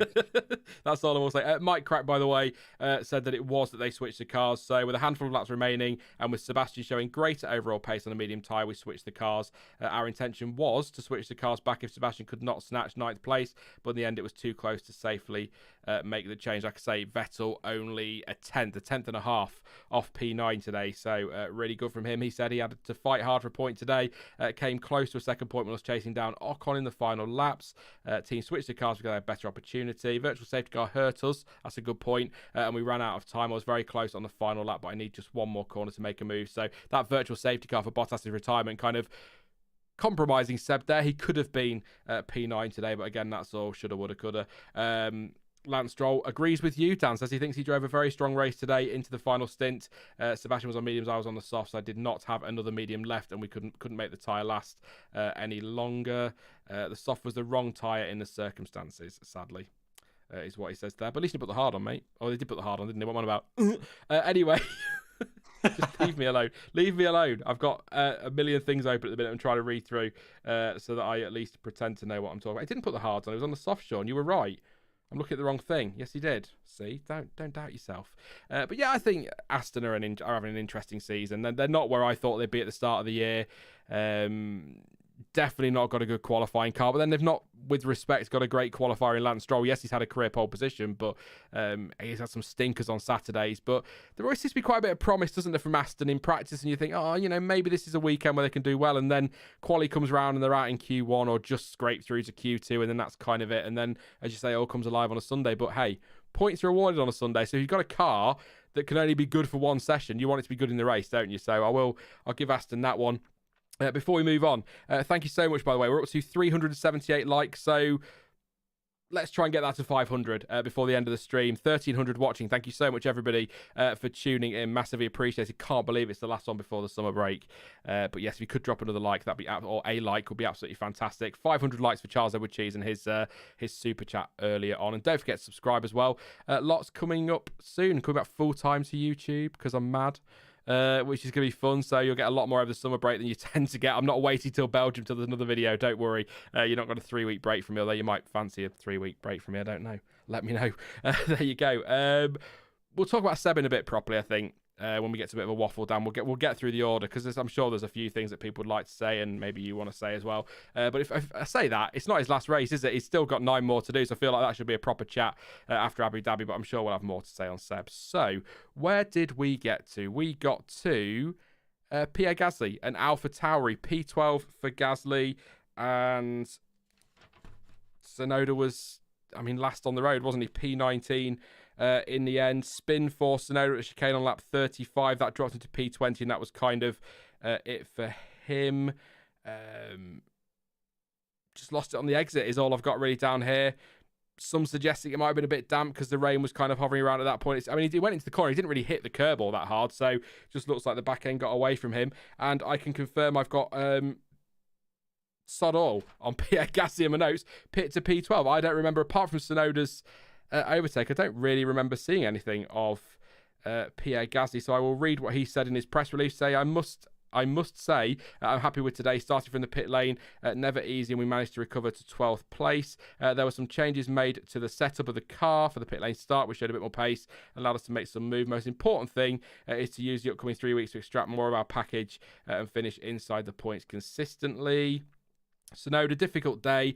Didn't feel like I had much of a race. Struggled with the car throughout as I had absolutely no grip at all out there. I was finding it so difficult to keep it on the track. Made a small mistake, confirming our mistake, which meant I span. Weekend not been an easy one. I think that's fair.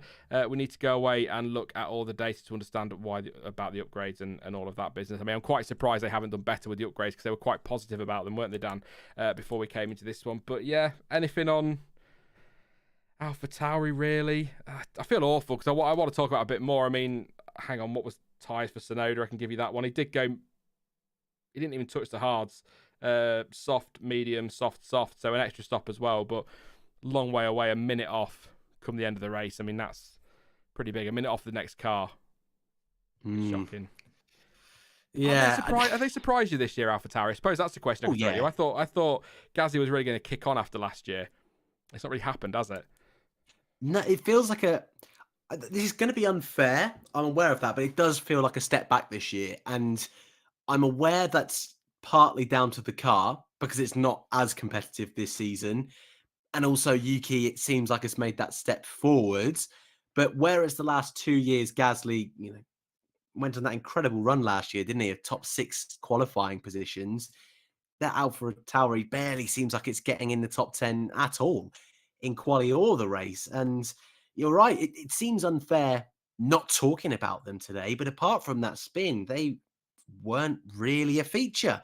And that's not something new this race. It seems most race weekends, they're kind of absent, which, all right, I think Gasly's proved enough in that car, what he's able to do. And Yuki's at a point where he needs to kind of fight for his career now. And they're not expected to be winning races or fighting for podiums, but it just seems like a step backwards. It seems like they're kind of lost in this midfield. And whereas 2 Alfa Romeos could have got in the top 10 yesterday in qualifying, and Guan Yu Zhou was almost in the top 10, has scored points and had some big races. Haas, some weekends, they back-to-back weekends, scoring double points a few rounds ago. It doesn't really seem like AlphaTauri ever seem to have that big weekend.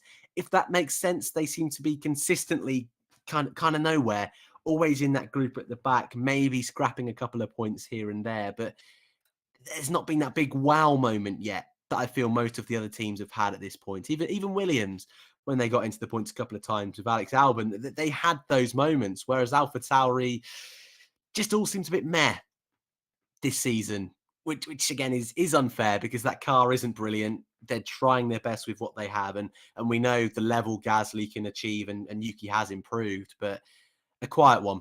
So it is hard to analyse a team that are kind of in a bit of a rut at the moment.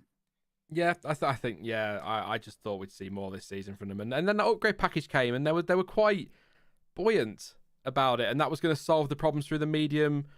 Was it medium slow or medium high speed corners, whichever way around? They thought they were going to solve it, and it's just not really worked that way, and it's a shame, really. I think a fair bit of bad luck for them as well. Tsunoda's mistake today isn't bad luck, that's just a mistake. Gasly P12, which pit lane to P12 isn't awful in a car that isn't really doing all that well, but they've kind of maybe just start looking at next year for AlphaTauri. Is there much point pushing on from here? I mean, where are we talking championship-wise for them? What, 8th place, 27 points? I mean, they're only 7 behind Haas, so I mean, it's possible, and Alfa Romeo aren't that far up the road, so maybe a little bit soon to give in, but they just don't seem to be pulling it together. And Nick T saying AlphaTauri has 2 inconsistent drivers. Space says the car doesn't rise to the standard of its livery, does it? Absolutely not. Beautiful livery. The car looks great. It's just not got the performance in it, which is a shame. So, if championships were won on good-looking cars, there'd be a really tough fight this year. There's some absolute stunners out there, that's for sure, but it's not. So, kind of in the same vein as AlphaTauri, I guess. Zhou Guanyu and Valtteri Bottas at Alfa. Bottas stopped on track on lap 67, said they had no power. That was a virtual safety car, which hampered some drivers who were trying to come through towards the end. I've not got a single thing on Zhou, so I'm going to have to read the team press stuff, or press release. So Zhou says conditions today weren't a threat per se. They were a bit mixed, which is interesting, especially a little more slippery on the last few laps, but overall okay. I think our plan today didn't really pay off. We struggled on lap 1 and on the first few laps, losing ground to other cars, and going for a one-stop didn't work out. So did he one-stop then? Because if that's it for Zhou, then we know what's gone wrong. Basically, mediums to hards and then on to soft, so that's what went wrong. Come on, Zhou. That's a disgrace. You should know better than that. I'm only joking, of course. So he did end up pitting again to bring the softs on. I think we had strong pace today and we deserved a little bit more. As in terms of performance, we seem to be back to where we were around Silverstone. Not much to add on that one. And Bottas just said it was tricky again today, a bit like France, as the hard tyres didn't build up as fast as I was hoping. We tried it. We thought that was going to be the best chance for us, but ultimately it wasn't. We committed to a one-stop strategy. It was hard to back out of it.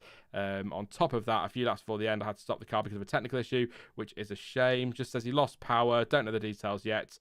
So they will investigate that very, very soon. Hopefully hear what that is for Belgium. But yeah, not much on Alfa Romeo. The only thing I will say is a point that was made.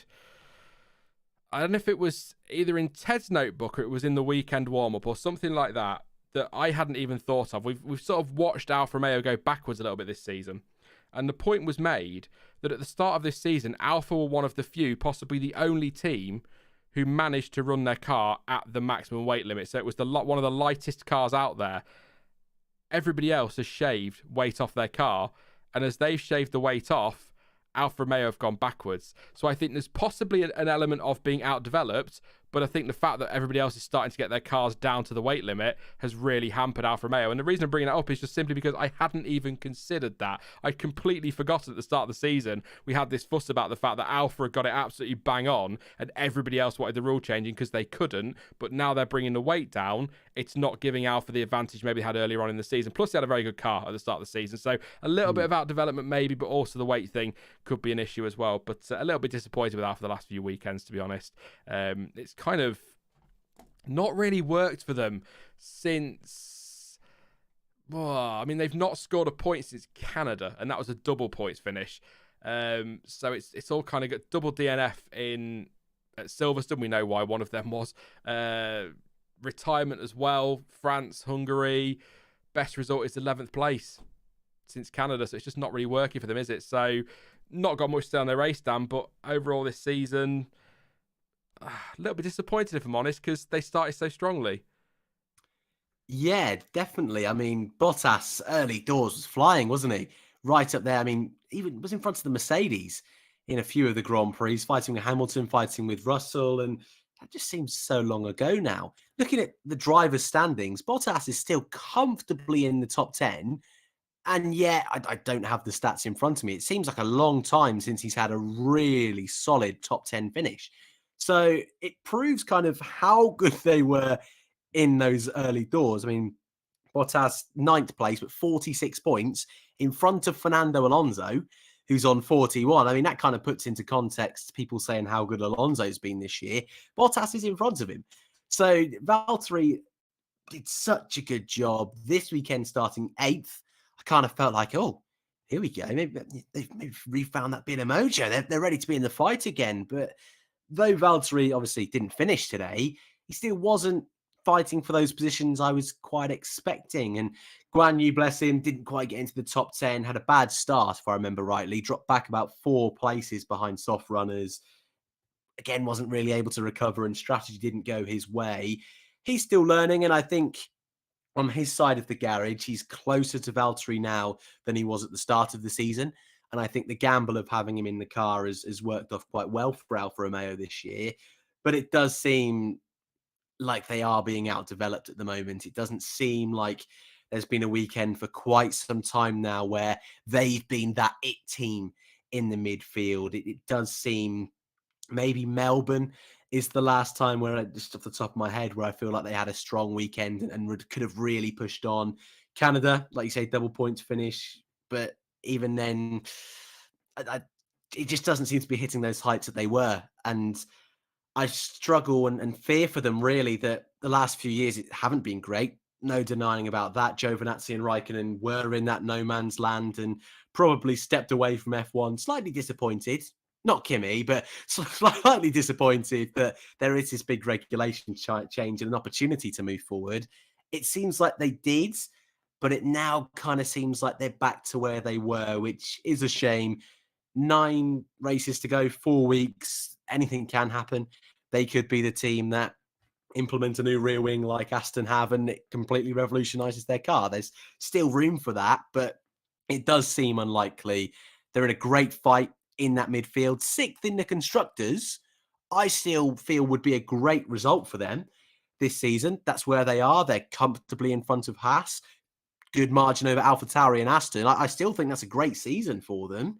But it would just be a shame that it was very lopsided in that they got all their points at the start and it just went downhill from there. So I'm hopeful for them that they can bounce back, but it's not looking great as of late. And today just reiterates good quality, but race pace isn't quite where they would like it to be. Yeah. Haas. Well, I'll tell you what Haas did. They used a hard tyre. Magnussen had to pit early, had contact with Daniel Ricciardo, I believe it was on lap 1, damaged his front wing end fence or end plate. It was hanging off. It absolutely was hanging off. There'll be a picture up in a moment, I'm sure. I'm pretty sure I put one in where they're hanging off, or a couple of pictures that hanging off. He was eventually given the black and orange flag, which means he's got to come in to have that replaced and repaired. So did do pitted very early on lap 6, I believe, if that's correct. Pitted and put the hard on. Got rid of that a few laps later. Quite a few laps later, to be fair, but soon got rid of it onto the medium.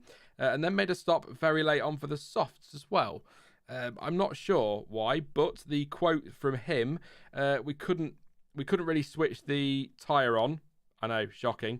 So it was good to get it off, and I'm going to start that again. We couldn't really switch the tyre on, so it was good to get off that and do some laps on the medium compound. Our race was compromised massively by having to pit for a black and orange flag. So obviously, K-Mag there, pretty clear. He didn't like the hard tyre. Mick Schumacher, not much in my notes for him at all, but he again, medium tyre to hard tyre, and then switched back to the medium. Said it was again tougher than we had expected it to be. We had a good start, that's what we aimed for, but unfortunately we couldn't make it stick, so it was P14 in the end, and I think that was P13 to P14 for Mick, wasn't it? So not a great race, and Gunther Steiner said it was a difficult race today for us. Unfortunately, that was the race before the summer break, but I'm sure we'll regroup and come back in our old form, not having issues like this. Hopefully, because they got their update this weekend, and I thought that was going to be it.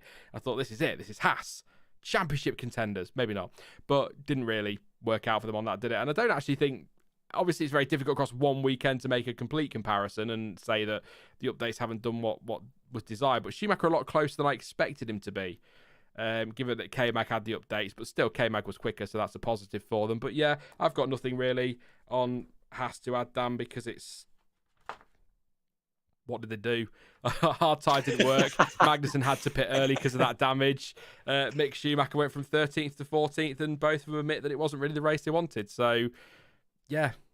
I'm sure you've got something as the Haas fanboy of the group. No, I don't, which really tells you they didn't do a lot today, if I'm honest. Yeah, I was only going to touch on the updates, which first time in over a season and a half, that they've had an update. So that was nice to see. That's a positive, but they're looking for points. They're looking for those bottom end points. I mean, 2 weekends in a row, double points. It seemed like it was all on the up, but they are a team that are really dependent on particular circuits that suit their car.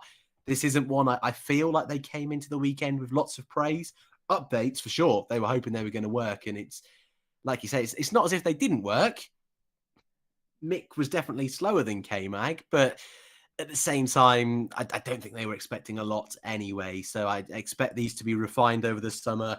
I expect them to both have a B-spec car by the time we get to Spa, which I would like to say, judging on the races they've gone well at this season, should be a track that suits them a little bit more. So they'll be hopeful of that. Monza as well would probably suit their car quite nicely. So they'll be hopeful for the second half of the year. And I suppose at the halfway stage, comparing them now to where they were 12 months ago, they're going to be very happy. So not a great race today. Another one where it was quiet. was a disappointing race, really, more than anything. But nothing more to add. No, that's fair enough. Williams, yeah. Alex Albon contact with Vettel on that first lap, which obviously damaged his front wing, and that was kind of compromised his afternoon. Says the race was okay. We're a bit out of sequence with the early damage, and there was a lot of tyre degradation and a lot of pit stops, which didn't make it easy. It's been a tricky weekend for us, but it has been a good learning weekend. Continuing to understand the strengths and the weaknesses of the new package. Looking back at the season so far, personally, I'm happy. I think he should be. I think he's had a very good first half. I know it's not, it's more than half, but I think he's done a very good job as Alex Albon this year. It's gone well and better than I expected, and I go into summer break pretty happy.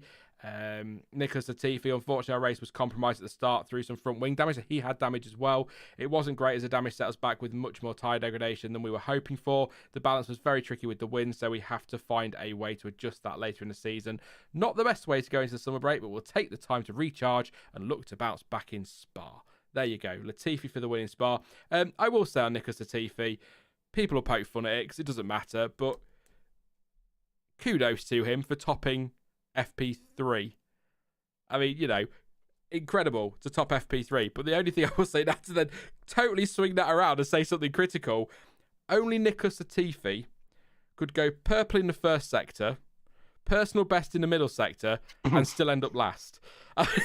That's some impressive stuff from Nicholas Latifi yesterday in qualifying. But yeah, you know, got to give him credit for that FP3. I know it was a weird session, but just showed you could switch those highs on quite nicely. But damage kind of is the story for Williams' day, and that's it, Dan.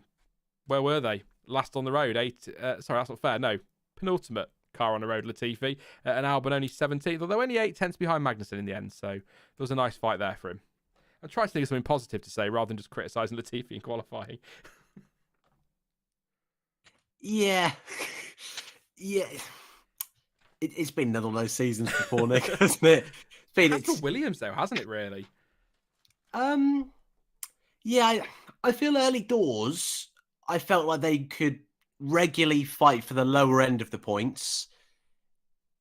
It's just not really folding out like that over recent races. I mean, Albon always seems close, and I think we've both said a few times that Albon, I mean, I don't want to speak for you, but I know for me, Albon has performed better than I thought he would, and has clearly been the better of the two at that team, and I think has proved quite a few of his doubters wrong this year.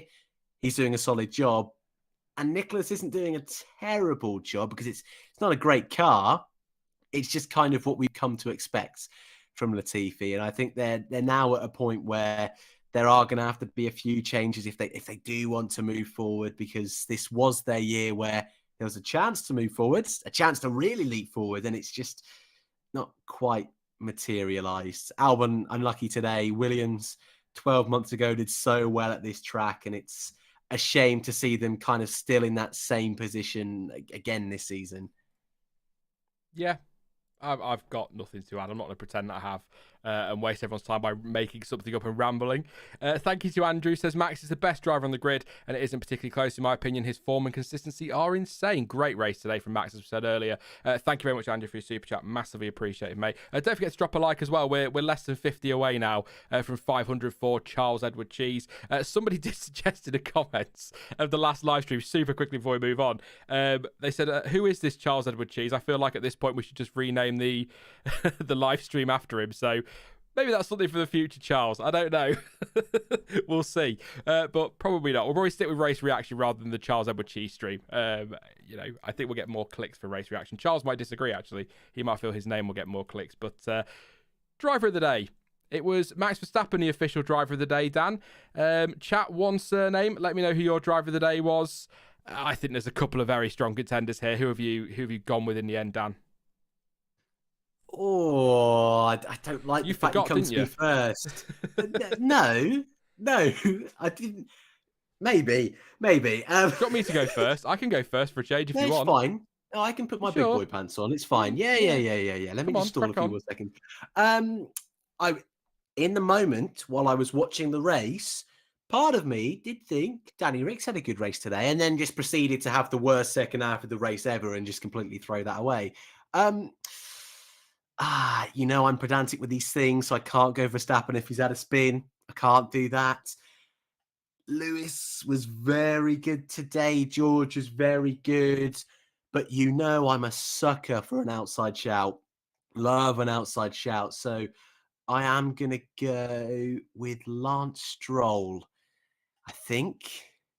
No, You I think can't. Lance Stroll had a better race than Max Verstappen, Lewis Hamilton, George Russell, Lando Norris?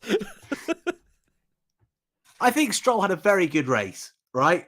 I'm going to change it to say I feel Stroll had a very good race and the field has gone slightly underappreciated, really, because without that contact with Danny Rick, without those team orders, he would have been able to fight an Alpine, which, considering where he started, considering where the Alpine started, would have been a very, very good result. So I do think Stroll had a great race today. Was it as good as Verstappen and Hamilton? No, it wasn't. Wasn't. Thanks for calling me out on this. Not going to dig myself a hole as much this time. Yeah, I'm going to stick with my guns though. If you're having a spin, can't go with that. So I will go Hamilton. Both of them phenomenal today, along with Stroll, phenomenal as well. But yeah, 7th place, fighting for the victory. I know Verstappen did back off a little bit, but still 7th, 2nd in that machinery. Don't want to throw George under the bus too much, but George was on pole. Hamilton did beat him from 7th and had to get through traffic and wasn't quite on the preferred strategy. So that was a brilliant, brilliant drive today. So I will go Hamilton. Thanks for saving me as well, mate, because I could have looked very silly there. Well, not for the first time. Yeah, well, no, not for the first time. No. Done this not before. The last either. Yeah, not the last time. I mean, to be fair, I am going to go with Zhou Guanyu. I'm absolutely not going to go with Zhou Guanyu. That's not funny. That's not funny. Weird. I mean, it's your pick. You can pick who the hell you want, but you're dealing with the comments afterwards because I'm not defending you for that one. It's actually quite a tough one because I'd like to say Russell deserves a shout, but like you say, you sort of look at pole to 3rd and think, maybe not. But he did drive very well today. Some good defence, and I think he deserves that nod. But you say the spin, and I know I'm very much, if you have a collision, then I won't give you driver of the day regardless of what you do. I don't count that as a collision. I actually think to overtake Leclerc, spin, and then come back and overtake Leclerc pretty much straight away again and still win the race fairly comfortably and go from 10th on the grid to win, it's kind of impossible not to say Verstappen for me. My top 3 is Verstappen, Hamilton, and then it's actually 4 really because it's Russell stroke Norris, because I think Lando Norris had a very good race. Absolutely no man's land really. 22 seconds clear of Alonso, 62 seconds behind Leclerc, but that's the best he could have done in that car, and he had a fantastic weekend. So Norris is absolutely in the argument for me, but I have to go Verstappen. And if Perez goes from P10 to win, he would have got driver of the day regardless of what he's done if anybody had done that. So it has to go to Verstappen today. But I think shout out as well for Ferrari strategists. I think it was superb today. Any comment on Lance Stroll? Any comment on Lance? He had a good race. Yeah, I mean, he did have a good race to be fair, but kind of lost out at the end on the tyres, didn't he, to his teammates? So yeah, because of team orders, he got crushed out the way because he was slow.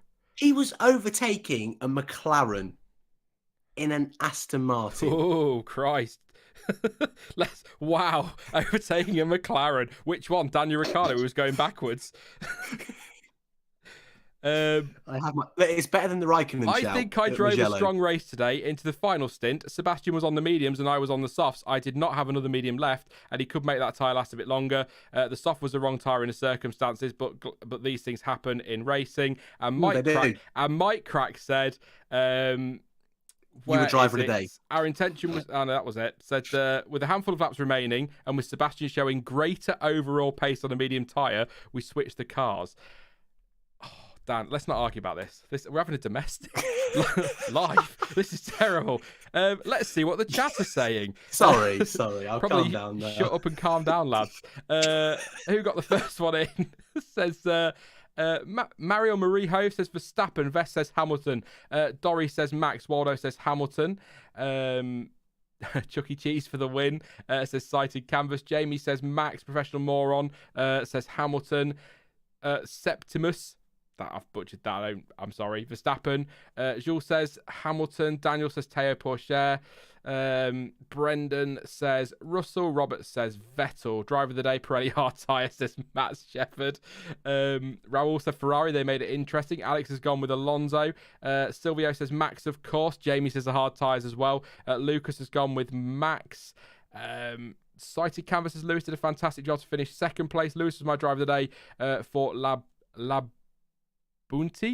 Oh, I'm so bad with pronunciation. I'm so British with pronunciation, aren't I? Clansom says Hamilton. Zach, it's got to be Supermax. Emily says Lewis for me. A few people absolutely livid with your original pick, Dan. I'm not going to read some of them out, but there's a lot of F words in there. I've seen. And Cited Canvas is Dan having a subtle stroke. Yeah. Not very subtle, I don't think. Yeah, Nick again. Kevin says Bottas if he didn't break down. I've read yours one, Nick. Ruby, strap yourselves in. Shot Cora says Hamilton. And to be fair, fantastic drive from Lewis today. And I'm really enjoying seeing Mercedes right back in this scrap. I really, really am. I think it's fantastic. I'm trying to just avoid all the abuse you're getting now, Dan. Light-hearted abuse. It's not actual abuse. Whoa, maybe it is. Pascal says Vettel, Aston Masters, Hamilton, or Verstappen driver of the day. Max going from 10th to 1st deserves in Hungary is crazy. Says Zach, great point. Difficult track to overtake on, but great to see the new rules working well. Definitely, that's another good point that we should make at this stage. And let's go for a few more. I'll scroll down a bit. Kevin said George had the wrong tyre strategy. AJ's gone with Lewis. Max deserves driver of the day. Yeah. Charles Leclerc says the deliberate maverick. To be fair, I can't. It's difficult to, but I mean, he didn't really do an awful lot wrong today, did he? Great move on George Russell as well. X36 says Hamilton. Let's do a couple more, and then we will leave it on that one. Look, leave Dan alone, okay? Even I'm defending him now. It's not his fault, okay? Just chill out. James says Max. James says Max, and I think we'll leave it there. I think that's everybody. Ruby, thank you very much for another super chat. Massively appreciate it. It said, not Max, better car and better strategy. It's Hamilton. I feel like we're always going to disagree on it. Look, Hamilton's second on my list, and Dan did pick him. So if Dan hadn't picked him, I would have picked Hamilton. So it's all Dan's fault. Ruby, tell Dan off. I mean, generally tell Dan off because that was a shocking call, Lance Stroll. I was going to say, I don't think I can be trusted today. So sorry, Ruby. I don't think I've helped your cause, really. Once again, please do drop a like. We're just 10 away from 500, 1100 of you watching. If you have got a question, please do drop it in the chat and we'll answer a few for the next few minutes before we wrap things up. And don't forget to subscribe as well. Lots of content coming up between now and Abu Dhabi in November. Early finish this year versus the last few years. 20th of November, which means I've got to put effort into coming up with stuff for December. I mean, that's absolutely shocking. Terrible stuff. So please do drop a like. Don't forget to subscribe and all of that business. So we'll do Q&A now, I think, and a bit of a waffle. Actually, Dan, let's have a little scroll through. Is there anything you'd like to say, just in general, about F1? Are you happy? Have you enjoyed this season so far? I've loved this season so far. Loved it. I mean, the racing has been, I think, a lot better. I really don't think we've had a real snoozer as of yet. I mean, no, not a real snoozer. I think most races have had something going on. There's been a change of lead. I mean, Charles has had pole most races and Max has won. So at least we've seen something going on at the front. And even if it's been slightly quiet, they've been so much closer. I mean, this track normally stinks. Normally cars cannot overtake. And even last season, that was a wet race. That was really shaped by that first corner. This year it was dry. We've had a slight bit of rain, but pretty much dry. We've had one DNF in the final 10 laps, and yet it was a great race. So if we can have that for the rest of the season, I'd be a very happy boy. Yes, I'd like the title race to be slightly closer, but even still, the racing itself, individual races have been great. So I really can't complain. 4 weeks is a lot. But I am looking forward to Spa, Monza, even Zandvoort. I think so many of these tracks that previously have struggled a little bit, Suzuka, maybe haven't been the most exciting of late. I am looking forward to seeing what they're going to be like with these new regs. So I think we've got a strong 9 races to go. Yeah, looking forward to seeing Singapore and Japan back as well. Really looking forward to seeing them back. mix things up a bit this season because we've not had them for a while, have we? I assume we're still going. There's no reason why not. And yeah, I mean, what I would say is that, in terms of racing this season, I tend to agree. Monaco was what Monaco is every year, a little bit. Yeah, people saying in chat that France was a bit rubbish. I thought France was all right, actually. But the problem with France is that it's always going to annoy me because had Leclerc not crashed, I think we were really gearing up for a banging fight at the front between Leclerc and Verstappen. I thought that was really starting to heat up quite nicely, and then he stuck it in the wall. So I suppose it was a little bit more duller than it could have been or had the potential to be, I suppose, is my thing for France. But the championship is looking done. Again, I'll do it just to cover my backside. You never know. I'm trying to think of the last time anybody had an 80-point lead at the summer break. We've had much smaller leads in the drive. I think you said earlier with Hamilton, we've had much smaller leads, and Hamilton's still gone on and cruised the championship before written it off. So, you'd be mad not to. But there's some great fights out there. I mean, I think, again, you said it earlier, Dan, Perez, Russell, Leclerc, Sainz, that could be a lot of fun. Hamilton getting in there as well. I think he's going to seeing that comeback from Hamilton could be great. But even behind that, the fight between McLaren and Alpine, I think is going to go the whole season. I mean, 99 points to 95? That's brilliant. It's going to be interesting to see what happens with Alfa Romeo and Haas and AlphaTauri and Aston. Can any of them sort of take a position off their rivals in the standings, or are they going to put focus on next year? I think there's lots to look forward to this year. And again, I'll poke fun at it. You do never know in Formula One. Verstappen could take the next 3 races off and still lead the championship, but I'm clutching at straws. Can you hear it? I'm really clutching at straws. If Ferrari can make these terrible decisions and get things so wrong, then Red Bull could. They had their reliability problems at the start, but as we said, probably for the 3rd time now in this stream, if not more, to me, there's just too many variables now that need to go Ferrari's way, and I don't see them all doing that. So, it's still be fun. It's still be fun racing. I hope we get a lot of fun after the summer break, and I think we will, because there's some good tracks out there. I've enjoyed this season, and again, back to Stuart's point from last Sunday, it doesn't feel like we've had that we should have a dominant championship leader. It doesn't feel like it's been one of those seasons because it has been so entertaining. But yeah, it's just the way it is in Formula One. It's a team game, and if the team aren't all pulling in the same direction, then it's what Mercedes was so good at for so long. Everybody pulling in the same direction, you're going to do well, and that's kind of where we're going with Red Bull. So Ferrari need help. Maybe a new strategy, or not even a new strategist, just somebody who can help their current strategist. Should we say Dan gets money from Strolls, says Raul? Absolutely. Ruby has a question. Is Dan okay? You're getting stick, mate.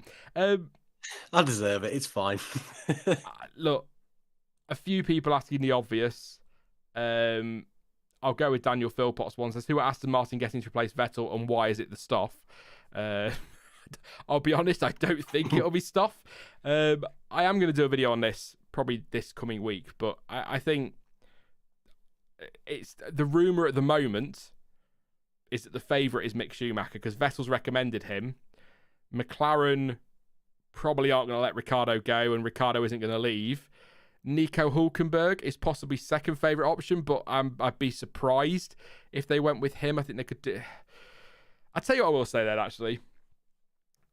A lot of people have talked about Aston Martin needing experience, okay, to replace Sebastian Vettel, and perhaps Mick Schumacher isn't experienced. But that's not the most glowing thing to say about your second driver, who's going into their 7th season next season of Formula One.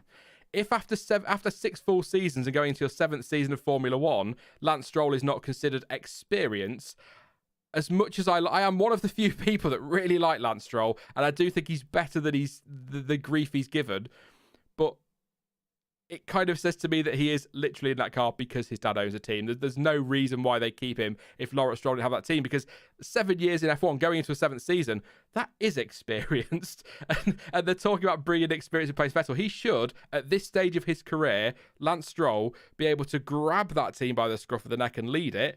And Aston Martin are apparently looking for somebody to come in and do that. It's not a great glowing review, is it, of your driver, if that's how you feel? Sorry, Lance. Yeah. Well, no, you're not wrong. I mean, don't want to bring up his name all the time, but Grosjean did 10 seasons, and people would say he's an extremely experienced driver. Yeah. So it's not too far off, is it? I don't think experience is what they need. I think they're a team that needs a bit more of a superstar in that other car, if I'm honest. I think, like I said, the last few weekends, Stroll's been matching Seb, but Seb is I don't want to say his heart's not in it anymore, but he is obviously coming to the twilight of his career. It seems like his best days are past him now. I don't like saying that, but it does seem like that's been the case since he's gone to Aston. So they've got a car that can score points. I think in the hands of a young superstar or someone who's just itching for that big break, I think someone could do a really solid job in that car. So I don't want to throw around too many names because I'm sure you're going to want to go through all of them in your video. But I think it's worth chasing a Gasly or trying to get a Piastri out of Alpine because Stroll's not going to give you those big results. And I feel it's just worth, even for a season, if needs be, trying to get someone that does have the potential to do that. And I think at the moment, Seb does have that on his day. I think he really does still have the ability to do that. I mean, look at Fernando Alonso. He's doing that for Alpine at the moment. So Seb, that driver still is in there somewhere. But I just want to see something a bit more ambitious, I think is the right word. And I'm not too sure whether Hülkenberg, Schumacher really scream that big ambition and that real punchy signing that I would like to see them make. It's interesting, isn't it? I mean, the rumours, the names on the list that I've seen, rumours, obviously not. Aston have not released a list. If they have, brilliant. Thank you. Alonso, Ricciardo, Mick Schumacher, Oscar Piastri, Nico Hülkenberg. Now, Hülkenberg, I just feel like his name's going to come up forever until he says he's done with racing. So he's going to be on that list, isn't he? Piastri is very possible. Alonso isn't going to happen. And I'll tell you why Alonso isn't going to happen very, very quickly. Is because he's not a long-term driver. He's got another season or two, maybe 3 in him. Maybe he'll then call it a day. Why would he leave Alpine right now to go to Aston Martin? Because Alpine are having a very strong season. In theory, they should get better next year as they continue to improve the car. Yes, Aston will likely improve as well. But to go from... I mean, they're not knocking on the door of podiums, but if there's enough chaos in a race, Alpine are likely to be there to be one of the teams like McLaren that could capitalise on a very good result. Why is he going to leave that behind to go and trundle around a bit further towards the back in an Aston Martin, potentially next season? We don't know what next year will bring, but I don't think Fernando's particularly driven by money either. I don't think it's a money. He wants to race. If he wanted money, he'd have just stayed at McLaren when it sucked, wouldn't he, if he just wanted the money? So he didn't want that. So I don't see why. So I don't even believe that for a second. Absolutely Pierre Gasly. I think people are mad if they're not chasing him. However, he has said that he has a contract with AlphaTauri next season. Red Bull have backed him through his career. He kind of wants to honour that and give that back to them, and will stick around next season. So I don't think... And he's been confirmed as well at AlphaTauri. They actually put out a statement, didn't they, confirming he's staying. So I don't think Gasly would happen, but I think... In some ways, Gasly might be better doing one more year at AlphaTauri and just seeing what your Alonsos and your Hamiltons and others might do. Because, you know, if McLaren stick with Ricciardo but he doesn't pick it up, could he end up in a McLaren if he can impress next year? And there's a lot of names linked to that McLaren, but I'm not ruling Ricciardo out of the seat either. Having said that, because he wants to stay. Andreas Seidler said they want him to stay. Zach Brown has said positive things, but we've heard all this before from teams. You can't always believe them. They're cheeky little monkeys. They really, really are. You can't trust them. So I sort of think maybe Ricciardo, a clean break from McLaren, go somewhere like Aston where he's out of the spotlight. It's going to sound really terrible, but he's probably got an easier teammate to beat, and that might raise his stock a little bit. I know people don't think highly of Stroll, but if Ricciardo batters Stroll in a season and does all right, people will maybe give him a bit more of a favourable glance, because at the moment, not a lot of people are rating him all that highly, which I think is unfair. He's not been very good this season, Ricciardo, but he's also had bad luck. Things haven't gone his way, and I think he's a much better driver than he's showing in that car. So I don't think Aston would be a bad move for him.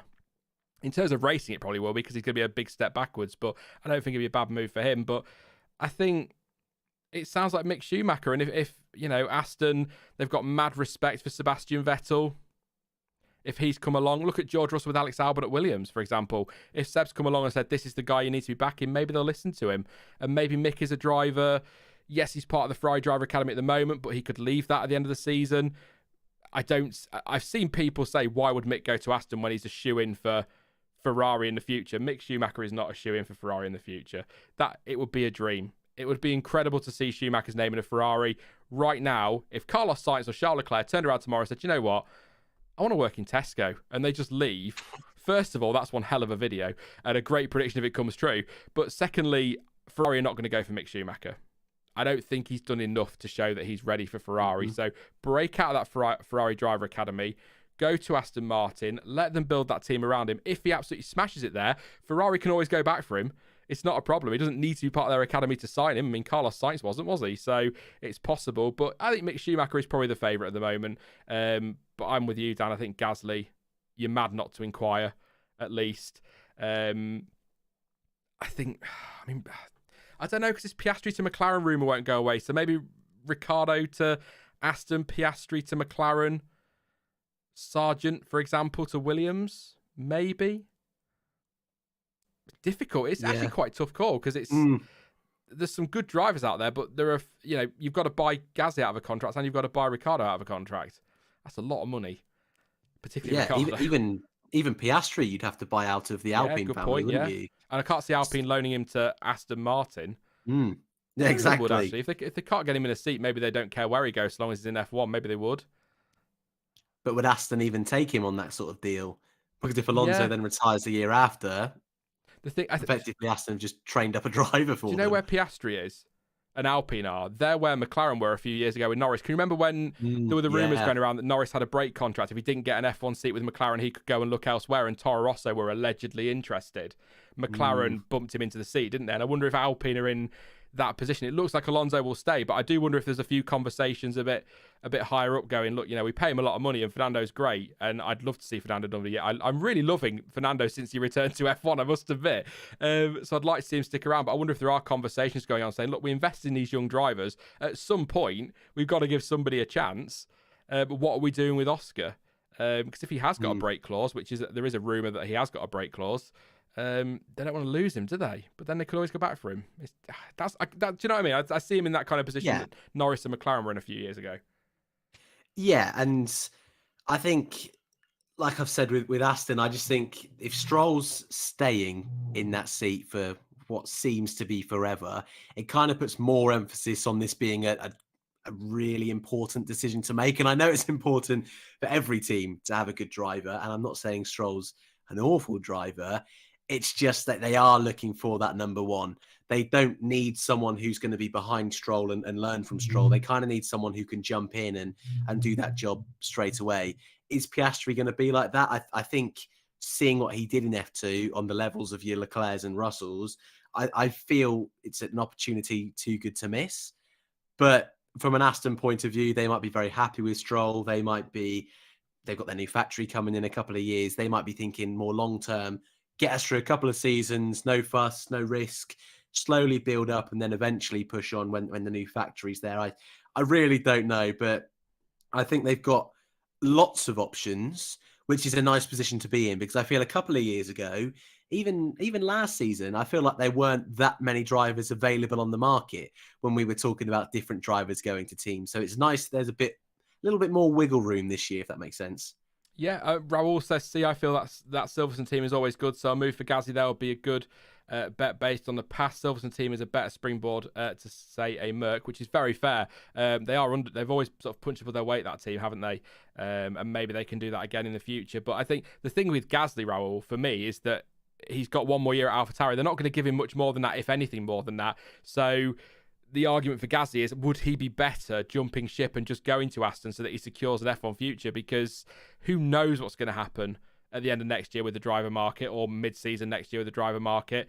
And if he's missed his opportunity to get himself a more permanent long-term seat, then he might be kicking himself. But it's a bit sideways, but it's sideways potentially short-term. I feel like, I suppose the way to put it is that as much as I like AlphaTauri, there's more potential at Aston Martin, because AlphaTauri is always going to be the Red Bull junior team, the Red Bull B team, if you like, and Gasly's always going to have a limited time there, isn't he? Because they're going to want to bring your Liam Lawsons, your potentially Jehan Deruvalas through. You've got, not Ollie Caldwell. I've done it again. It's not Ollie Caldwell at all. I've forgotten his name. There's Dennis Hauger as well, but that's not who I'm thinking of. Who am I thinking of? Oh my God. Jack Crawford. Yeah, that's close to whatever I said before. You've got a lot of young drivers coming through, so yeah. They could always loan Gasly out for a season. I mean, they did it with Sainz. Why would to you Renault. loan him if you're never going to put him in that Red Bull? I do not believe Gasly will ever be back in that Red Bull. And why would you loan him out if you've got young drivers coming through for AlphaTauri? But that's more what I mean, though, is that they did it with Sainz. They gave him to Renault for a year to test him in a different team, different environment. They've done it with Albon this year. It would give Aston Martin a year to see if he was able to make that move. Because obviously last time he made a move to Red Bull, didn't work out. So there probably still a little bit of risk there from an Aston point of view. He'd still be part of the Red Bull family from a Gasly side of things. And then if it did work, he can stay on fully. So he's still under contract from Red Bull. So it's not as if they have to get rid of that, what they've already signed. What about Gasly to Aston, Albon back to AlphaTauri, or to AlphaTauri? It was Toro Rosso, wasn't it? It was there, back to that team. Piastri to Williams with Logan Sargent. Are they going to want 2 rookies in that? I'm just trying to think about how it could work, because I'm just not. It's a really tough one, and I think it probably will be Mick Schumacher, but I'm trying to think of other drivers that could go in there. I mean, Lewis Hamilton might go, I fancy that Aston. He won't. And I've seen in chat, who was it that said it? Because I love, people always get funny with me when I talk about drivers who might leave, who are under contract. Black Emergency says contracts can be broken. Thank you so much. Everyone will say to me, well, they've got a contract for next year. Yes, they have, but Nico Rosberg also had a contract for 2017 and he didn't stick around, and Sebastian Vettel also had a contract to stay at Red Bull when he went to Ferrari. It doesn't. Sergio Perez had a contract to stay at Racing Point, but was dropped. So, it's the way it goes. Thank you to Pascal as well for your super chat. Massively appreciate it. It says, hi, Sean and Dan. The racing has been great this season. I really enjoyed it so far. My team, Alfa Romeo Sauber, sits in 6th place. A few missed points, but overall I am happy. Let's hope for a great 9 races. Thank you so much. I really hope we have a good season. And I will say on Alfa Romeo, actually, that I think looking at it as a whole, to go back a little bit what we were saying, looking at it as a whole, they will be very, very happy with P6 and 51 points. I mean, that's pretty good when you compare it to previous seasons. I think I was having a look now at their recent results in Formula One. So last year they had 13 points, the year before 8, 57 before that. So it's been a while since they've hit this level. So yeah, Alfa having a good season. But if you want, stick a surname in chat and I'll try and quickly round up. There's too many names really to do a poll. So throw some names in there who you think will take Seb's seat, and I'll maybe not read them out, but I will have a look and try and work out what chat's consensus is. But I'd probably say Mick Schumacher right now, if I'm being honest. But that's okay. Who do you want there, Dan?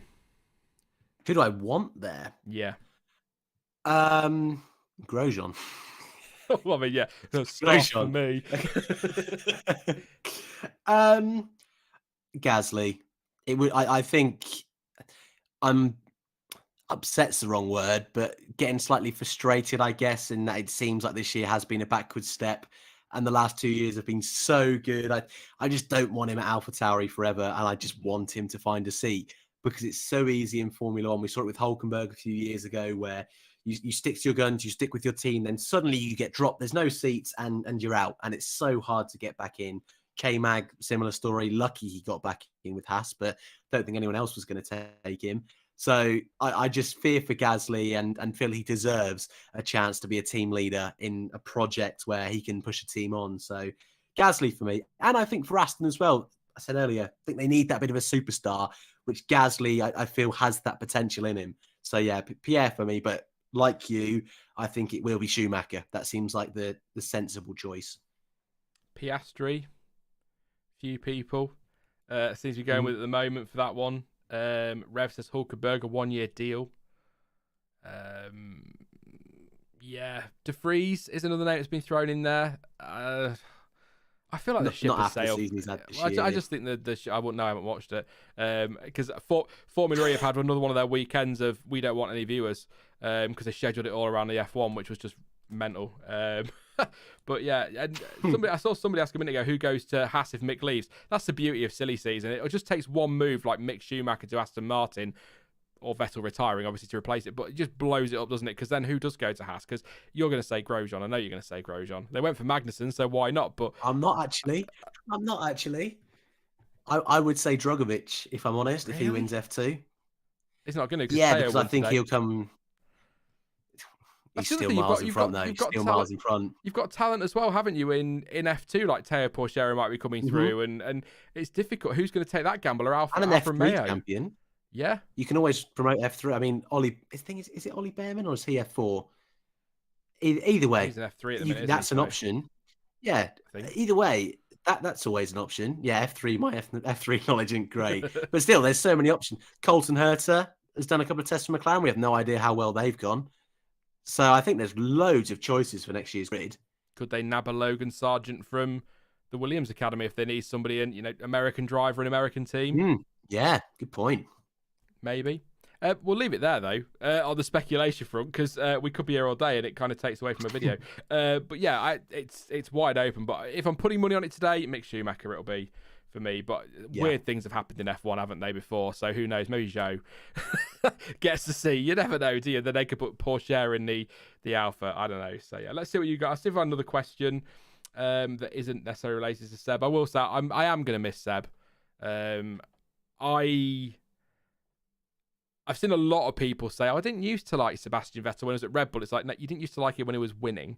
For the same reason that a lot of people didn't like Lewis Hamilton so much when he started dominating, and the same reason they didn't like Michael Schumacher when he was dominating. But I've never felt that way about Seb.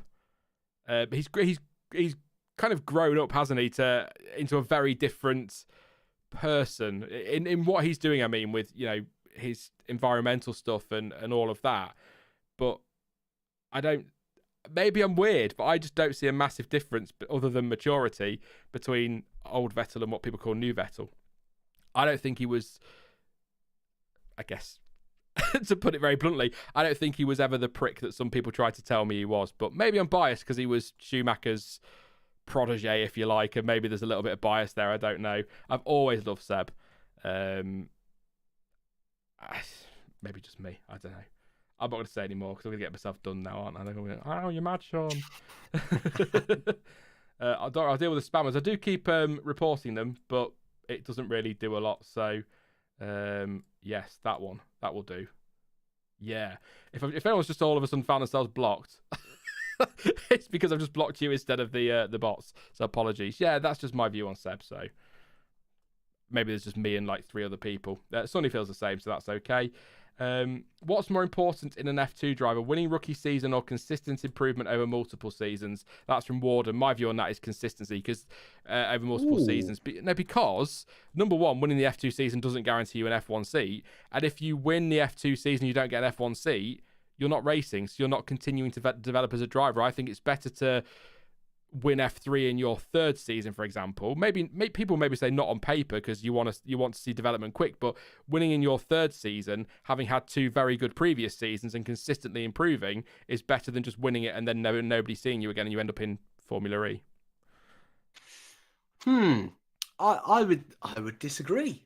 I would disagree because I think this season, even if Drogovic wins it and Porsche is 2nd, I think Sargent in 3rd would be more impressive because it's his rookie season and the other drivers he's up against have had that time to get used to the car, get used to the series, whereas he's jumped in and is as quick straight away and is more of, I feel, an indicator for natural talent and could jump into any machinery, is how I would look at it.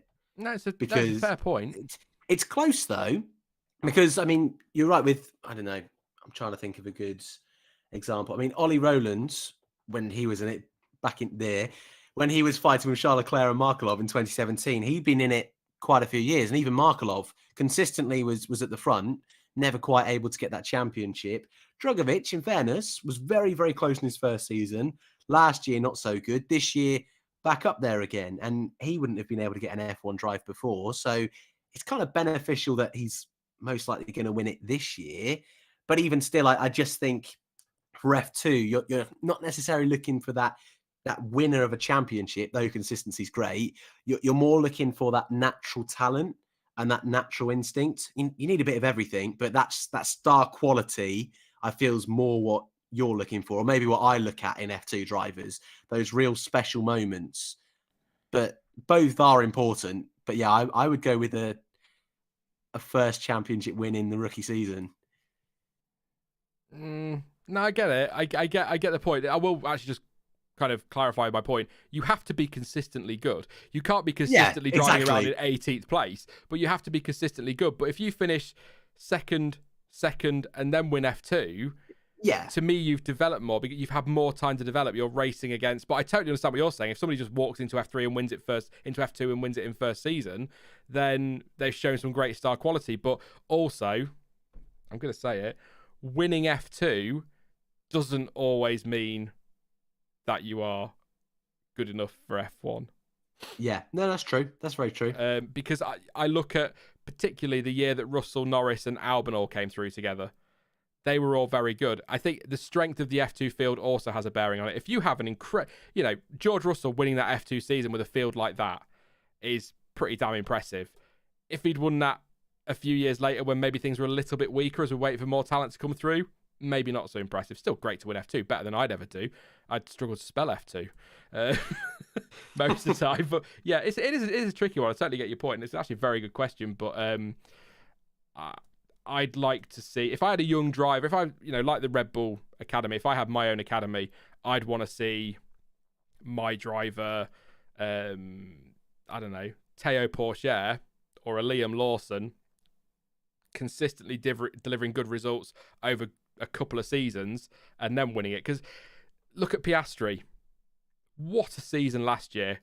Absolutely, if you're basing it solely on how F2 won, probably should be an F1 versus some of the drivers we've got on the grid, but he's not there and he's in contention for seats next year. But how long before he just becomes forgotten? That's the thing. Things move on in F1 so quickly. And one season on the sidelines, you could probably you'll be fine, you'll get back in, but 2 or 3 seasons as a reserve driver and suddenly people forget because the next lot come through. So it's a difficult pick. All I would say is if you're consistently good in F2 and you make it to F1, then you'll deserve it. And if you win the F2 championship and you make it to F1, you'll deserve it. So I'd take either.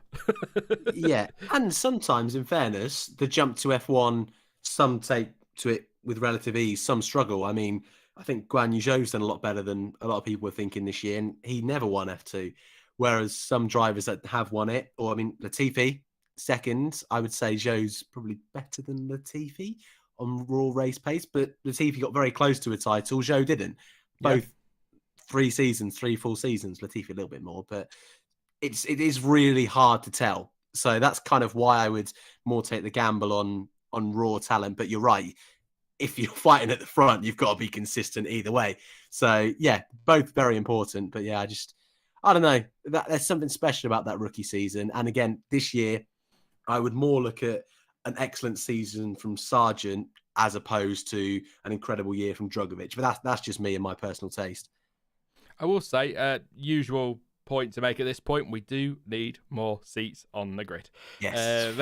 So if Porsche and Audi would like to change their mind and enter their own teams from scratch, that'd be great. Or if we could have Andretti to get another team on the grid, that'd be lovely, because we could do with, I think 12 teams, 24, that's 4 more seats. I think that'd be a bit better. But then sometimes you get to a point in F2 and that where there's that much talent that you could have 30 cars on the grid and you still wouldn't feel like everyone's got the opportunity. So yeah, we'll not go over that again. We do it every single time. Not watch the F3, FE, nope. Nothing against Formula E, but don't schedule it during an F1 race and qualifying. Very weird. Speaking of Van Dorn, he's currently dog walking to freeze in FE, says Zach. Again, I've not really been watching it, so I don't know how well Stoff is doing. Very good. Very good. Yeah, he's favourite for the title, mate. He's got, what is it, his points lead? About 40 points? Oh, nice. Over Mitch Evans. So he's doing well. He's doing well. Which begs the question, why is De Vries linked to the Aston seat, but Stoff isn't? Well, De Vries is the champion and Stoff isn't. That's why. But it's about the here and now. But fine. Aston should persuade Vettel to stay on because he's won 4 world championships. When was the last time Stoff got in an F1 car? Because De Vries did it last weekend. And? Because they're not appreciating Stoff or Van Dorn. Because he did a few seasons a few years ago. But that's a while ago now, mate. De Vries has had experience with current F1 cars. And? No, just, using your point. Current experience is better. At least Stoff didn't spend 19 years in F2 before he got anywhere. God, that's a joke. I absolutely... Wow, get him. I absolutely get him, love Nick de Vries. I think when he goes into the commentary box with Sky, I think he's brilliant. Seems like such a genuinely nice lad. Nothing against de Vries. I'm just being horrible. All right. I'm defending my Stoffel, which if you just tuned in and don't know who Stoffel Van Dorn is, that sounds really weird. So apologies. But yes, give me a question, chat. Save me before everyone starts abusing me for making a joke, because we're not allowed to joke on the interweb. I'm trying not to read other people's questions to other people. Black Emerge says, is Zhou contract only to the end of this year? Was it a 1-year deal for Zhou? I think it was. I'm pretty sure, but I completely forgot about that. I think it is.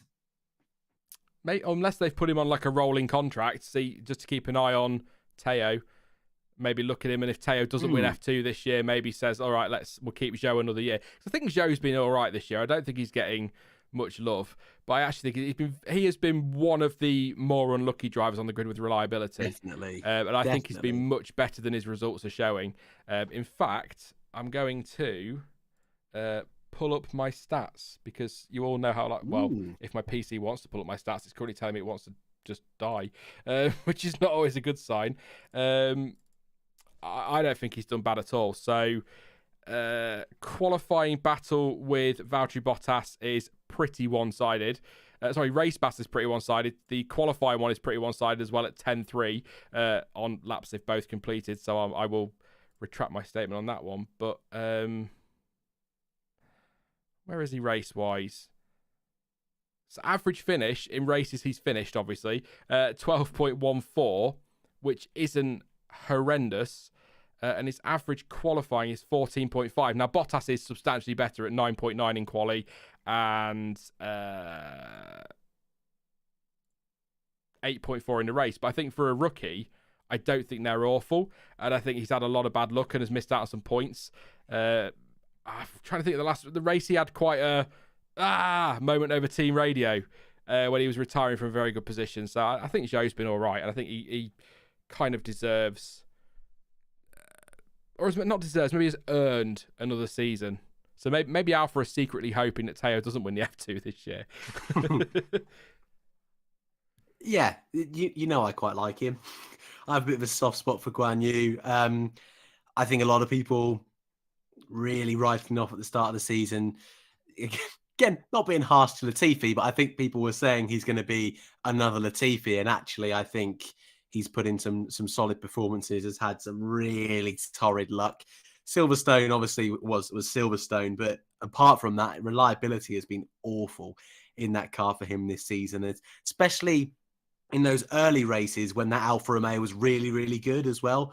Saudi Arabia, pretty sure had a DNF reliability. Melbourne, DNF-free reliability. And that's really hurt him, I feel, because he was in good points running kind of fights at that stage. So I think up against Bottas, who, not that long ago was fighting with Lewis Hamilton for poles and technically fighting for championships, took him fairly far in a few seasons. For him to be this close, though they're not neck and neck, but out-qualified him 3 races in a row, not too long ago, I think it's a really solid job, and I think he's doing a lot better than people would expect. Nick says, just confirming Zhou's deal is only a 1-year deal.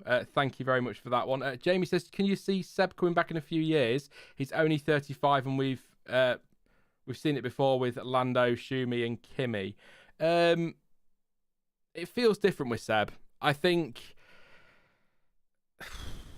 I mean, if a top drive opened up and they went fishing for him, you might consider it if he's got a chance at winning races and titles, but it feels different with Seb because he has got a lot going on. He is a family man as well, and I think he wants to spend some time with his family. He's got all his environmental stuff that he wants to focus on, but apparently as well, he feels that... How can I word this? So he feels like his position on climate change and then racing in Formula One, particularly for a team sponsored by Aramco, doesn't really match up, and I just think maybe...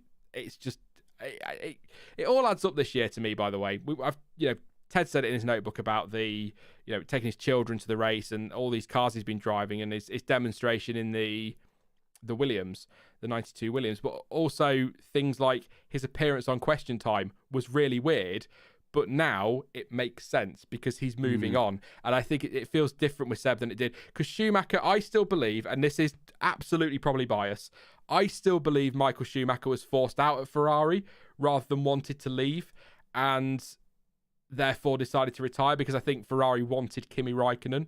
I think they were ready to move on and maybe Schumacher wasn't, and that's why he came back. So it felt like he had unfinished business, I guess. Kimi definitely had unfinished business, and I feel like Fernando did as well. It doesn't feel the same with Seb. I would love him to come back and be up there winning races again, but I think he's got a lot to focus on. It's like Lewis Hamilton. When Lewis Hamilton retires, he will retire. That will be it, because he's got a lot going on, a lot he wants to do as well. So, no, I don't see it. What are you agreeing, Dan, or...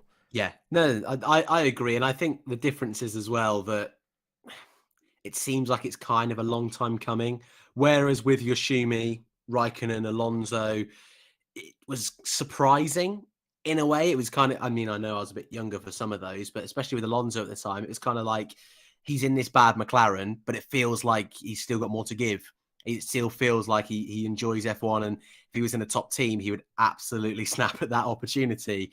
Whereas Seb, even when he joined Aston Martin a couple of years ago after Ferrari, you kind of felt like it wouldn't surprise me if he retired, especially that last season with Ferrari, where he was so far behind Charles Leclerc. It didn't seem like he was kind of counting down the clock, but it was the first kind of signs for that. And I think this kind of announcement also kind of reminds me of when Jenson Button left. It felt very definitive. It felt like he'd made his decision, had a couple more years just to really make sure, and then announced it. And it feels very much like that to me. And I know Jenson came back for one race, and I'm sure if Mercedes needed a driver, Ferrari needed a driver for one race, they might call Seb up, and that might be awesome. That would be awesome.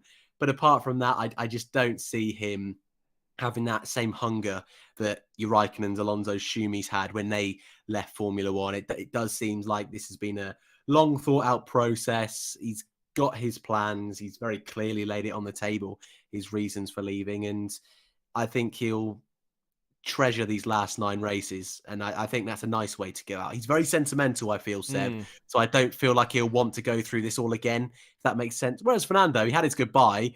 He doesn't really care. He'll have another one. He'll have 10. I feel like Seb will really treasure that and won't want to spoil it, if that makes sense. Yeah, you say about sentimental, I was just going to say, actually, so that leads on quite nice to my point. I'm quite surprised at the timing, because given that Schumacher was his hero, his mentor, if you like, I'm quite surprised he didn't announce it at Monza. Yeah, especially when he got his first win as well. That would have worked quite nice. But I think probably just wanted to give the team the definitive answer. And if you tell your team you're retiring, that rumor's going to get out. That news will get out, and there's no point, is there, at that point? You may as well just say, I'm going. Has he uploaded anything else to Instagram, or did he just join Instagram to tell us all he was done? Yeah, he's not uploaded a thing. 2.1 million followers, and he's put 2 posts out, one in English, one in German, saying "see ya." A bit more. I mean, both really a really nice video message, actually, to be fair. But yeah, that was it for Insta. I mean, I'll be honest. When I saw him join social media, I didn't say anything on social media myself because I didn't want people thinking, "Well, you're stupid." But I wish I had now, because as soon as he joined Instagram, I turned to my partner and said, "Seb's retiring." I just knew, because Seb's never been on social media, so to suddenly join it, I was like, that's very out of character. So I was like, oh, he's retiring then. But yeah, I wish I said something. I'd look like a genius, wouldn't I? With inside it, I could have said, my sources are telling me, and made some nonsense like some people do. But yeah, anyway, couple more, and then just quick fire, and then we will wrap it up. Someone pointed out that Seb will retire on 300 races, ends on 299 race starts. Yeah, it's 300 races, 299 starts. I was looking at that the other day. I was like, well, thanks, Seb. Thanks for that, mate. You could have rounded it off at 300. Retire after the first race of next season. Although, must be said, would have been 300 starts if we'd still had a 23-race season. So maybe at the start of the season, that's what he was thinking. He said he made the decision finally and told the team the day before it was announced, but it sounds like he's been contemplating this for quite a while, actually. it's a big decision though, isn't it? 15 years of your life in Formula One, as Martin Brundle would say, you're a long time retired. You don't want to just turn around on a Monday and go, I can't be arsed with this anymore. You want to think it through, don't you? And pros and cons. So yeah, absolutely, yeah. Also 300 race starts if no COVID. Absolutely, good point. So it could have all worked out for him, but yeah, I'll miss the guy. I will miss him. He's a good egg, is Seb. I'm assuming Lando was supposed to be Nando. Yeah, that happened earlier on. You said Lando retiring, Raikkonen retiring. Okay. Yeah, I got that. Did you not know Lando Norris is retiring? Oh my God. It did surprise me. He's bored. He's had enough of it now. No, yeah. Well, it's better than Landy Norris, as Ted keeps saying all weekend. Goodness me. It's not about how you start, it's how you finish this cited canvas. Yeah, absolutely. I think we're going to leave it there. A lot of people just saying loving Seb. Darwin loves Sebs. Danker Seb, absolutely. Seb's a good guy. Black Emergency. Yeah, I think he's a good guy. I can understand why people didn't used to like him because he was winning all the time and multi-21, which I still don't blame him for at all. He's a racing driver. But I don't think he's... we've had some world champions in the past that have been very unlikable, but I've never seen Seb as an unlikable person or world champion. So there you go. Maybe it is. I don't know. Have you always liked Seb? Honestly, nobody's going to hate you for it because you can have an opinion. Well, the internet, you're allowed an opinion, and nobody will give you grief for that. Lance Stroll. I didn't like Seb in his Red Bull days, but I think for me, enlighten me then. Why? Well, see, I hate to bring this up because I don't want to wind you up about it, but I would have been like 12, right? So I'd have been quite young. First getting into F1, and he would just win every single weekend, and it would be like part of it that like he's the bad guy because he wins. It's not that I didn't like him; it's just more the narrative of it. Growing up as a fan, and like obviously I was a fan of Lotus and Raikkonen and Grosjean, and when they weren't winning, it's kind of like you just hate everyone else. Is more what it was. But when he moved to Ferrari, I did really like him. And ever since, I've loved him, and he's now one of the favourites. So I see that, and I see where people are coming from. But for me, I always think, well, that's just because I was that age, and it was just I didn't want to see the same person winning every single weekend. If that makes sense. Kind of, yeah. Like in a sort of like I look back at him now, and I'm not angry. Yeah. I look back and I think, yeah, he was an incredible race driver. Like that was awesome. But at the time, I was like just blind. Like, oh, it's just the car. I was one of those when I was younger. You don't want one team dominating sort of thing, or one driver dominating. Yeah. And I think now, as you get older, because obviously, now I've grown up and gone through the Mercedes era, I appreciate it more because I see it rather than everyone's got the same car. I know more about it. And I think, the consistency needed to be able to win a world title, even if you have the best car, is incredible. And the top teams will only get the best drivers, and the pressure is so high to deliver at the top. I think you appreciate that more when you're older. Whereas when you're a kid, you don't really think about that. You just think it's someone in the car, win the race, please. So that's kind of how I feel about it now, because he is an incredible role model in Formula One now. But yeah, as a kid, I was not so aware of things, if that makes sense. The thing is, though, people talk about... I'm going to do this very quickly, then we are going to wrap up because we've been going quite a while. But I do just want to say, people always say, I didn't like Seb because of his domination. What domination? Because, yes, he dominated 2011. Yes, he dominated 2013. But 2010 and 2012 were absolutely incredible seasons, especially 2012. And yes, he came out on top. And when you look at the record books, you see 4 in a row and you're like, oh, God, he's done a Schumacher or a Hamilton and dominated. He only dominated for 2 of those 4 years. And actually, and even the Schumacher domination, 2003 was an incredible year as well. People forget about it. Again, in the record books, it looks really like a big period of domination, but it wasn't. 10, he never led the championship until he crossed the line in Abu Dhabi to win it. 11, I think he was well over about 120 points clear, I think, in the end of Jenson Button in 2011. 2013, he was about 150 points up the road, so he did dominate them. But 12 and 10, he didn't. So I don't I totally get your point about not liking a driver or a team dominating, but I don't ever feel like Vettel dominated a period or an era of Formula One. He dominated 2 out of 4 seasons. And I'm not having to go at people. I'm not saying that people look at the record books and only see this. I'm not criticizing people for that. I'm just saying sometimes you need to just remember that the record books will say one thing, but when you actually look at those seasons, it's a very different thing. Like I say, Schumacher, 2000 was actually a good season. 2003 was incredible, whereas 2004, for example, was absolute, complete and total annihilation of everybody else. I'm trying to think of another example. A more recent, Lewis Hamilton's domination. 2014...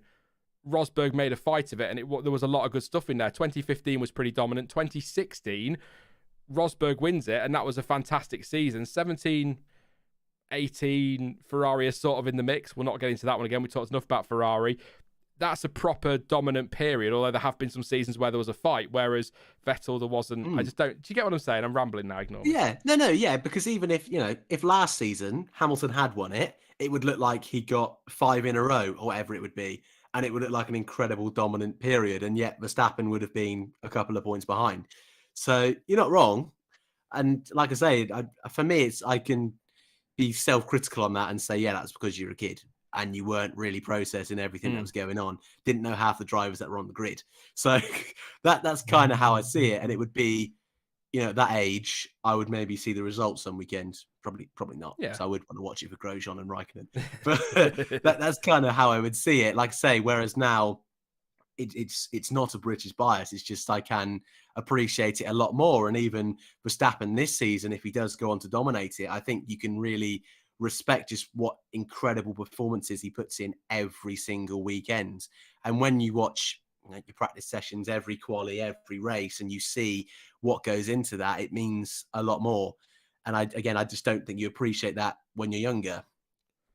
Yeah, and I think, Seb still won those championships, like I say, so it does look very dominant, but it's about the journey. It's the same as I said last year, and I'd say if Hamilton won the next 20, I'll change it, because Verstappen looks like he's about to become a double world champion. So if Verstappen wins the next 20 world championships, in the record books it'll look terrible, but if we have 20 seasons where it comes down to a couple of points in the finale, yeah, you want your favourite driver to take the title, but you have to remember that it's the journey of how you get there. So yes, Vettel won those 4 titles, but 2010, brilliant season.